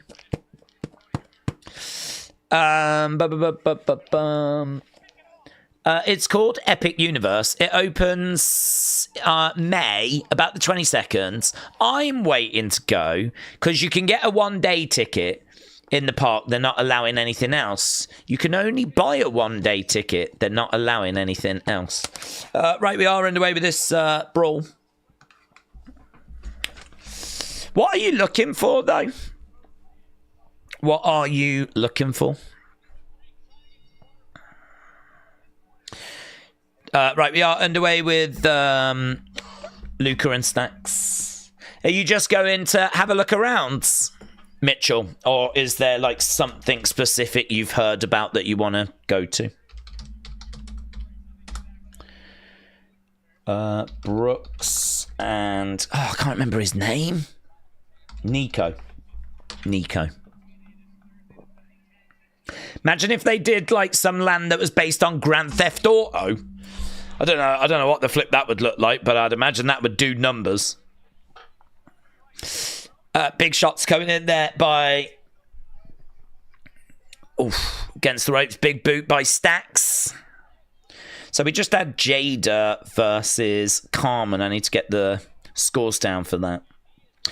A tag match with Sean Spears' faction members and the family. This show has been up and down all night. Against the ropes, over the top. Oh! Lovely. Look at that. Stacks thrown to the outsides. Hulk Hogan ride. Oh my God. I'm not sure there'd be a Hulk Hogan ride, to be honest. They've still got the ET ride. I went on it in 2022. Have they? They've still got the ET rides. I'm trying to remember it. I know they got rid of Jaws. In the corner. Yeah, Nico Vance. Is this the first time we're seeing him? Can someone tell me why Ed and Eddie is in the main event? Is that our main event is the Oba match in it? Oh, lovely suplex. NXT shows are so much better when they're on the road, said Angel. That is true. That is true. Nick Butch said, what wrestler needs his folds ironed out? Damian Priest. Boom. Headbutt there by Nico. Damian Priest. Shoulder up. Hot take. Adam Copeland is turning into Chris Jericho in front of our very eyes. William said, can I be your wingman? Yes. Oh my God, William, you and me in a club. That would be the best. That has to happen. Me and William on a night out. Oh my God. Imagine the vlog. Imagine the vlog. William, that would be great, actually. I reckon that would be really fun. A couple day ticket with a hotel stay. As a Florida resident, you want to get your Florida resident discounts and be able to visit the park for a few days. It makes it more laid back. A couple day tickets with a hotel stay. Oh, so get a couple of day tickets and stay in a hotel in between. Got you. Right now, Brooks Jensen has got Stacks. Brooks Jensen and Stacks is an interesting match. I feel like they're in a roughly similar place where they've been on the roster for quite a while, but they've never really pulled the trigger on either. Brooks Jensen, Stacks, that is a very interesting match. Kick there by Luca. Down goes Nico. Oh, Brooks holds onto the rope. Luca to the outsides. Luke gets back up. Oh, into the steps. Into the steps. Goes Luca. Against the ropes goes Brooks. Oh my God, lovely kick. Oh, big clothesline by Nico. He is interesting. I could see them doing something with Nico Vance. And there's Sean Spears. There's the Riz. The Riz looking at Sean Spears. Not impressed.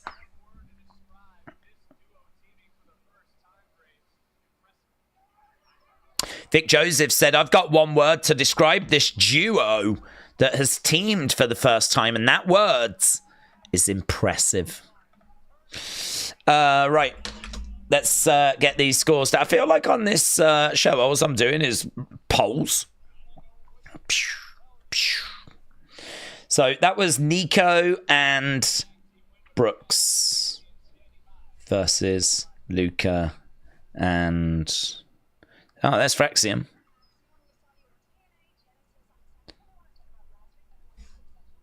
We saw you at TNA Genesis.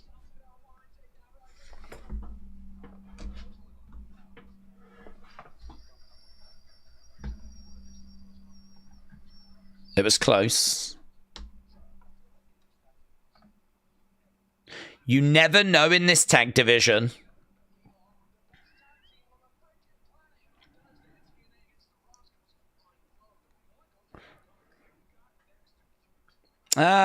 Here is Briggs and Inamura.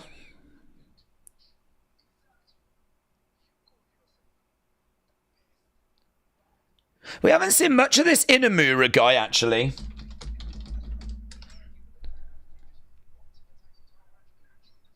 There's a difference between wanting a tag title match and deserving one. Yeah, they probably do need to go and get a win, don't they? There's OTM.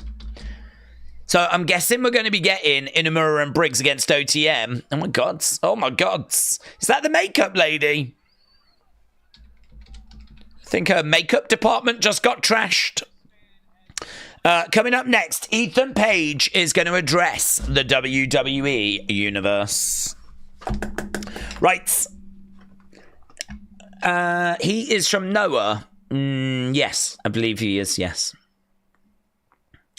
I made a very long new poem and I put it on Discord, said Sunny. Sunny, shout out to you. Kim Strains, Cody Rhodes themed roller coaster could be called Cody Rides. Cody Rides. It would never end.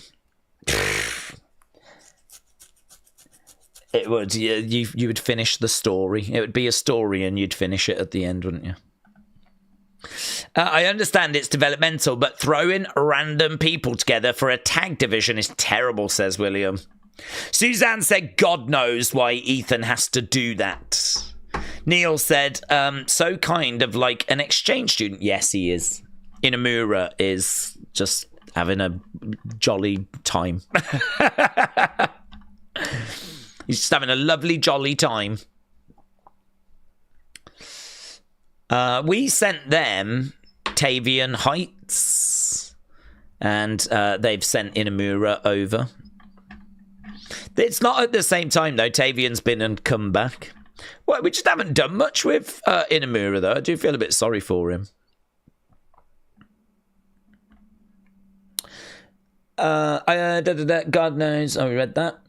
Tony D'Angelo is one title away from being a Triple Crown champion, said Defcon.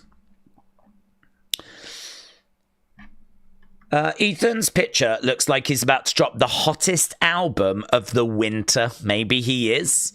We don't know what he's about to reveal in this next segment. Sarah Schreiber has got some big news. It is Pink Pants Party tonight. Pink Pants. She's having a Pink Pants party. And she is loving it as well. So there we go. It is Pink Pants Tuesday. I've got my pink pants on. I'm enjoying NXT a lot more now, said Suzanne. Wrestle with Andy said they could bring back Space Mountain and have it branded after Ric Flair. Woo! That'd be a very different ride. And it's not one that I'd be eager to queue up for. Woo! Ted Sarandos of WWE Netflix. WWE is off to a great start. Our first week drew about 5 million views, which is about 2 times the audience that Raw was getting on linear TV. In the day after the live event, the viewing figure grew by 25%. So that is... Yeah, but that's the first week. That's the premiere, isn't it? They said in our first week. So it seems like it did double. But it ain't going to stay there, is it, kids? It ain't going to stay there. Mike Santana, new TNA Digital Champion and Canadian. What, is he being given that? Has he won that, David? Is that what you're telling me? TNA is shaping up to be a good show this Thursday, says Jay. Okay, we are back to NXT. NXT. My legacy. It's my legacy. Okay, we are back to NXT. But we're not seeing anything. We're just having a little look at the ring. There's Dion Lennox. He's upset. Backstage. He's frustrated. We've got 26 minutes left. Oh.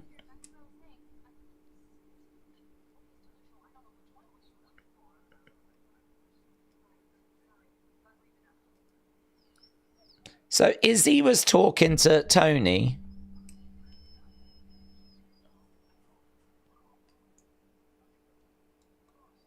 We lost. Spears was out there. You weren't out there. We needed you.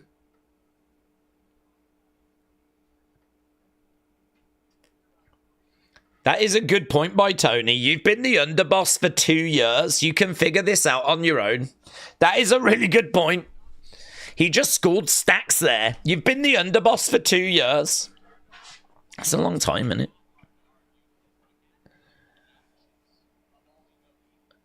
Okay, they're talking about Ethan Page. NXT Focus. Is this just going to be like a video package?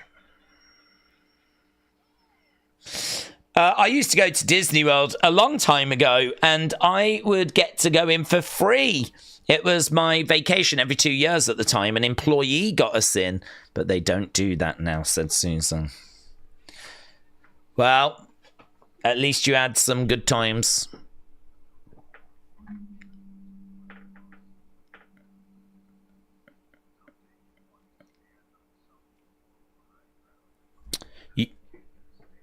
You wanted to stand on a moral high ground, but now you can't stand at all.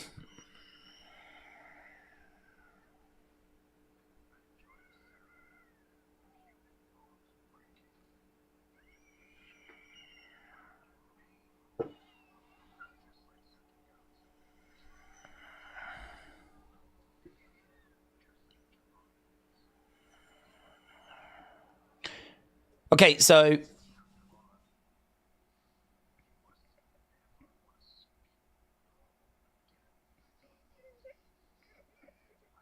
Where's this going? Where is this going, actually?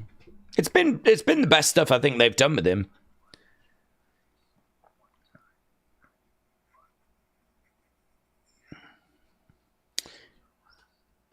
This is your last warning.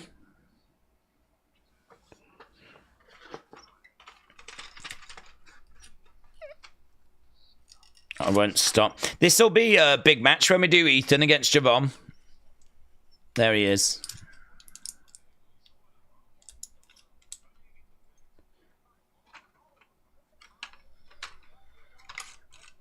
Your jaw is still broken.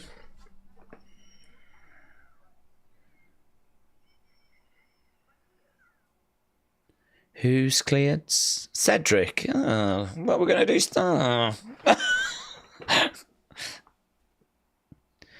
Well, I like Cedric, but I mean, that ain't the match I'm looking for. Okay, who's coming in? Ah, here's A-Town down. You're doing an amazing job.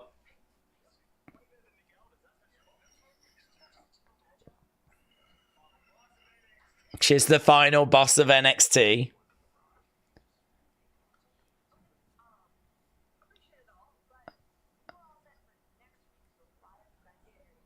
We were set for next week.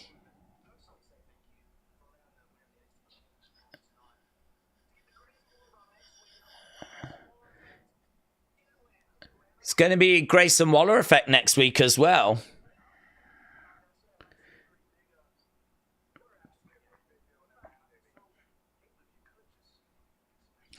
I feel like next week is so big. Are we going up against AEW or something? It's like one of those shows that you stack. We love wrestling. We're just here to watch wrestling. So they've announced that next week we're going to be getting a Grayson Waller effect. Okay. A-Town Down Under. Yeah.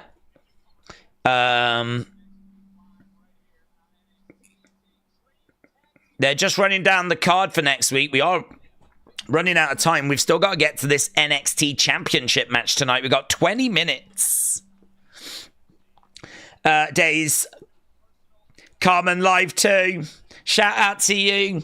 Says, I might be going to Shambansi, which is pronounced Shambansi, Illinois, at the Civic Center to see Southland Championship Wrestling.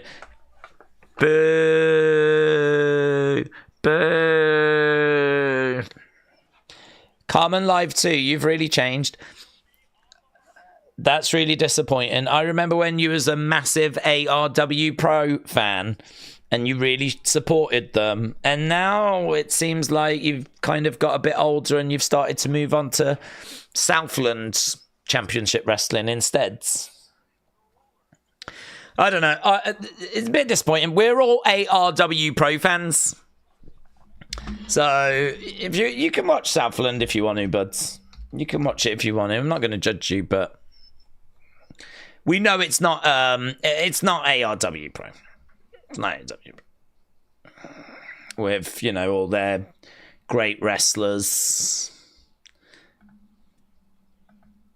All the great wrestlers that ARW Pro have got. Like the Mash Bros, Murder City Inc. You know, all those great wrestlers. You know, all the events like Do or Die or Zero Dawn. You know, those kind of events. The Picture Show. You know the Picture Show. You know the Picture Show. Love the Picture Show. The great tag team, the Picture Show. Yeah, loads of great wrestlers at ARW Pro, but like Chad Brooks and Michael Morris. Love those guys. But no, listen, if you want to watch, what was it called? Southland Championship Wrestling. You can watch that if you want to. I don't know. If you want to, it's up to you, innit? Zarya needs to start doing promos. Like the Road Warriors. Yes. James said next week is huge. I wonder if they'll use next week like a mini NXT pay-per-view, with it being the Rumble the week after. It's a good point. Sandwich between Saturday night and main event and Rumble, innit? Tag match with Bayley Julia is made for next week. Let's go. I still go to ARW Pro, yeah, but not really. In India, not really. I had a message asking where you was. So, yeah. They just wondered why you don't show up as much anymore, that's all. It don't matter. It's fine. You know, you do you. You do you. Mitchell said, do you think we'll see Trump in WWE? I think he might be a bit busy. He might be a bit busy. That golfer Mexico ain't going to change its own name, you know. Do you know how many maps have got to be changed? Daze, Santana is the new champ. Yeah, David, you said that, but you didn't tell me where that has happened. Would you watch NXT ARW Pro crossover? Yes. It's what I'm waiting for. You could then see how bad ARW Pro actually is. Well, I think this is why Carmen Live 2 has stopped watching ARW Pro. Because I think as you do get a little bit older, you start to see things for what they really are. And you know me, I'm a massive fan, but seems like someone has grown out of the love affair. James said, Santana ain't. It's all beep. Oh, David, coming in here with your fake news, eh? Is that what's going on? Sean said, I honestly think Jade is going to show up next week. All of the main players who could have attacked her are going to be in one match. David said it happened at a TNA live event, James. James, are you... what if you're wrong? Oh, my God. What if Santana is the new champ and we have to now apologise to David because David's in the know? Jessica said, is NXT glitching for you? No. Carmen Live 2 said, Days, ARW pro wrestlers, they come from places like Hammond, Indiana. Mm-hmm. Yeah, and Chicago. And yeah, I know where they come from, Carmen Live 2. You don't need to tell me about ARW Pro. Yeah. I'm not the one that's turned my back on them and is now going to watch a rival company. Yeah? Don't go changing the subject. TNA don't do live events, said Jay. Diamond Dallas Page in the crowds. DDP. DDP. DDP. Here we go then. Eddy Thorpe. Okay, well, we need to go back to this situation now. Where's David? David, apparently TNA don't do live shows. Apparently there isn't any TNA live events, David. What do you say to that, please? Please respond. We're going to get to the bottom of this. Yes. What does yes mean? What does yes mean? What does yes mean? DDP, yeah, we got DDP. Here is Eddy Thorpe. He's still carrying that strap. Surely we're going to get a strap match at some point. It's not tonight, but... Brony said, I think Carmen Live might be AI. Isn't TNA live on Thursday? It is. But David's claiming there was a live event, a live show. Wrestling fan says Oba Femi. Jessica said, I don't care who wins. I just wish that mine would stop glitching. I don't know why yours is glitching, but... Brony says, prove it. I'm not AI. I'm a real person. A real person that's turned their back on ARW Pro. James said, I watch GTS wrestling. Nick Butch said if WWE opened a wrestling-themed garden centre, they would sell Cody Gnomes. Roseman Reigns. Hardy what? Hardy Perennials. Oh, Robert Stones and a Rockery. And Ivy. Brackets Niall. The first live show in 8 years. I can't effing wait, says James. TNA is on Access TV if people want to watch it. Well, there's a lot of confusion at the moment as to what's real and what's not, what's true and what's fiction.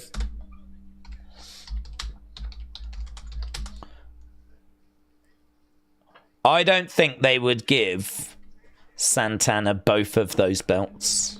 So, David, it's not looking good. Here we go, Oba Femi. We've only got 13 minutes left.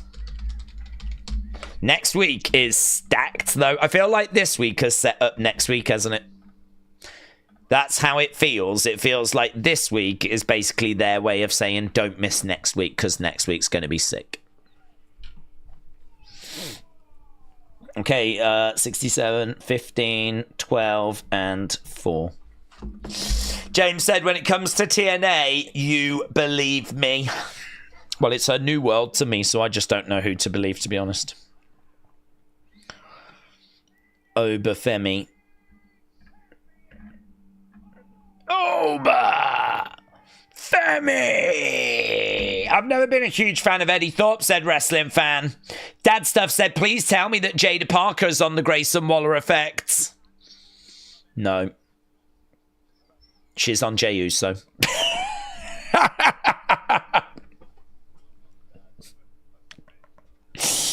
R.I.P. Eddy Thorpe. Yeah.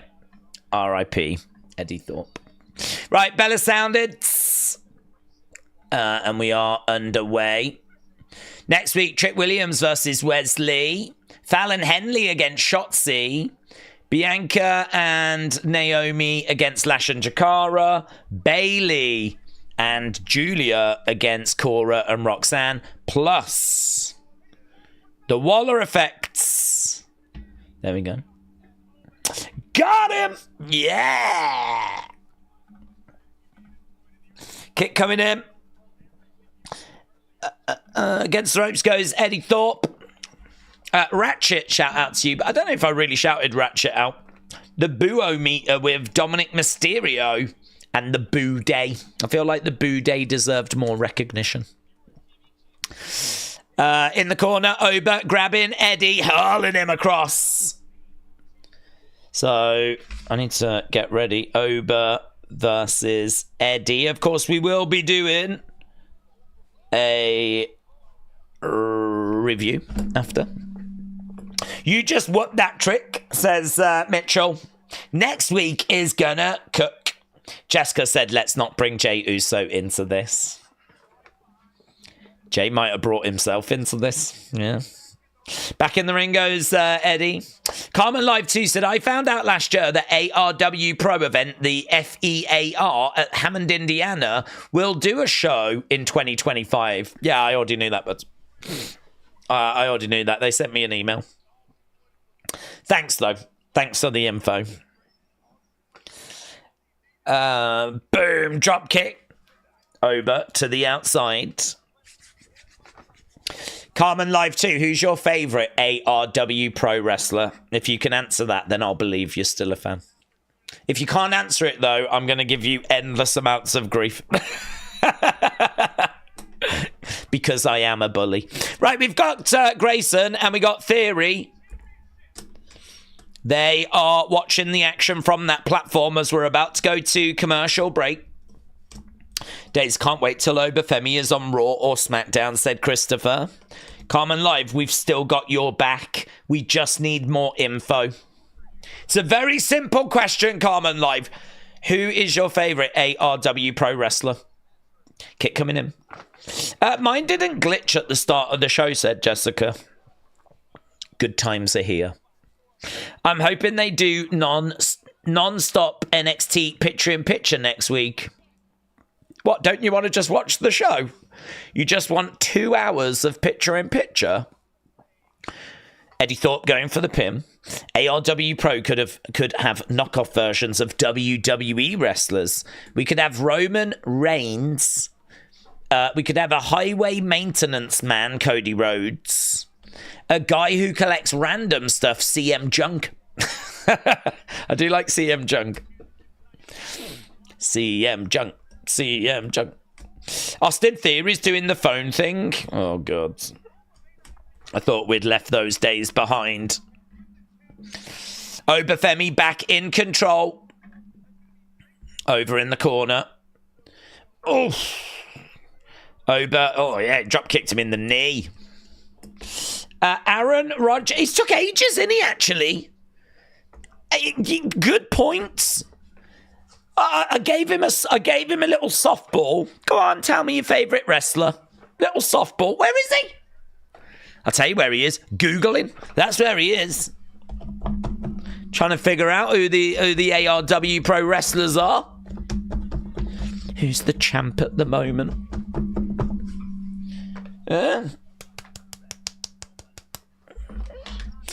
Eddy Thorpe in control.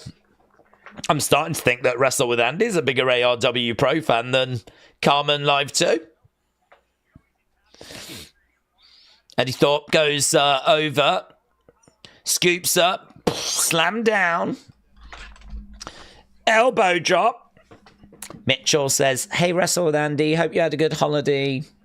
Did you go on holiday? Where did you go?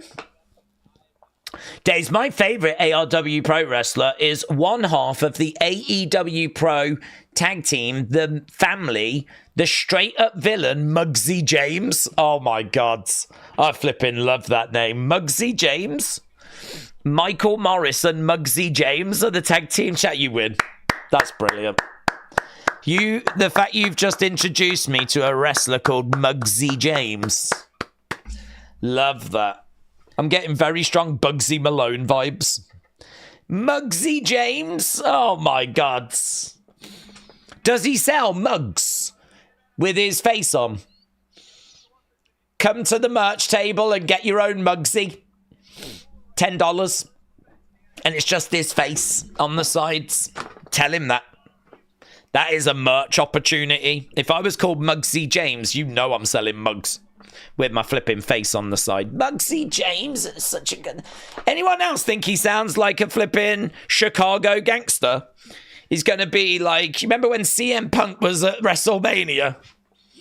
One of those black guns with that kind of barrel.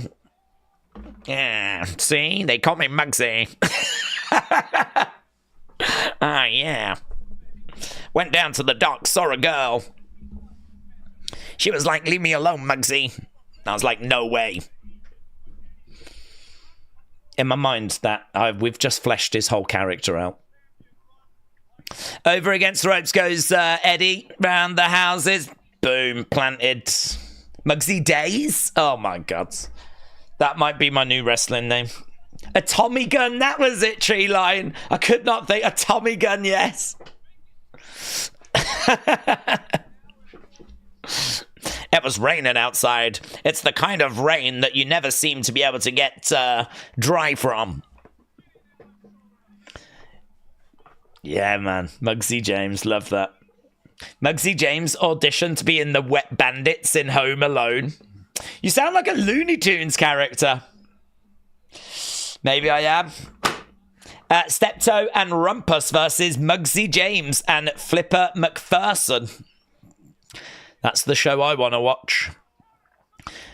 Right now, we've got a triangle by Eddy Thorpe.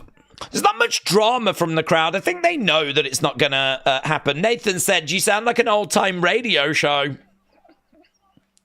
Going for the pin. 2. Kick out by Oba. Kick out by Oba. Clothesline there by Oba as Eddie goes down. Mate, imagine if Muggsy James came into NXT. I'd proper pop. I'd proper pop. His music just hits now and he comes out with his Tommy gun. Oh. Stunner there by Eddy Thorpe. Oba goes down. I don't think anyone's buying that Eddie stands a flipping chance, to be honest. Eddie is going up top. Eddie. Oh, I love that. Jumps and then like last minute delivers the elbow. Shoulder up there by Oba. That was sick. That was sick. Can we talk about AEW wrestlers? No. We only talk about real promotions. Like ARW Pro. Forearm shot coming in there by Eddie. Oba getting back up against the ropes. Goes Eddie. Big chops coming in. Oh my God, look at Oba. Backing up. Ooh. Lovely work by Eddy Thorpe, taking the leg away there. Another kick coming in. Round the back. We've only got 3 minutes to go. Elbow by Oba against the ropes. Ah! He goes down. Thorpe against the ropes. It looked like he was going to go for that elbow, but he ends up getting caught. He's going to get put away, I believe. Bang. Planted. Planted, mate. 1, 2. Oh, I thought that was it. I thought that was it. You're kidding me. This is an opportunity of a lifetime.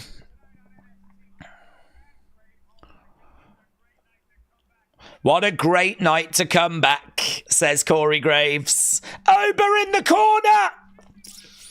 Goes into the ring posts. That could be a great equalizer as Eddy Thorpe drop kicks Oba back into the corner. Eddy Thorpe, big boots. Oh, he was kind of channeling his inner Dakota Kai. Bang, he gets thrown down. Oba. It's going to be the beginning of the end. Picks him up, power bombs him down, going for the pin. 1, 2, 3. Oba Femi wins. No great surprise. Oba Femi gets it done. I feel like this week is all about next week. And next week should be really fun. Can't be down on getting an NXT Championship match, though, and getting an Oba Femi match. I just don't think they did a great deal of making it seem like the belt was ever going to change hands. Oba Femi victorious. He's looking over at Grayson. Grayson and Theory are shouting at Oba Femi. Is he going to get attacked from behind? Oh, Trick's in the ring. You're back for more. There's more where that came from. Eddy Thorpe just got murked. Trick wants his title back. Look at this. Look at this. Look at this. This is the match. That's the match. 1-on-1. 1-on-1. That's the match, innit? That's the match.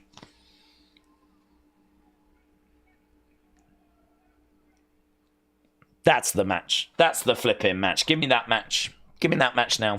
Give me Julia Bayley. Give me Oba Trick. Wonderful stuff. Well, a so-so episode of NXT. I'm not going to tell you that that was any great shakes. If you've not watched NXT before, we've seen way better than that. It was this week setting up next week. Simple as that. Even though this had a lot of championship matches and whatnot on it, I just feel like next week looks amazing.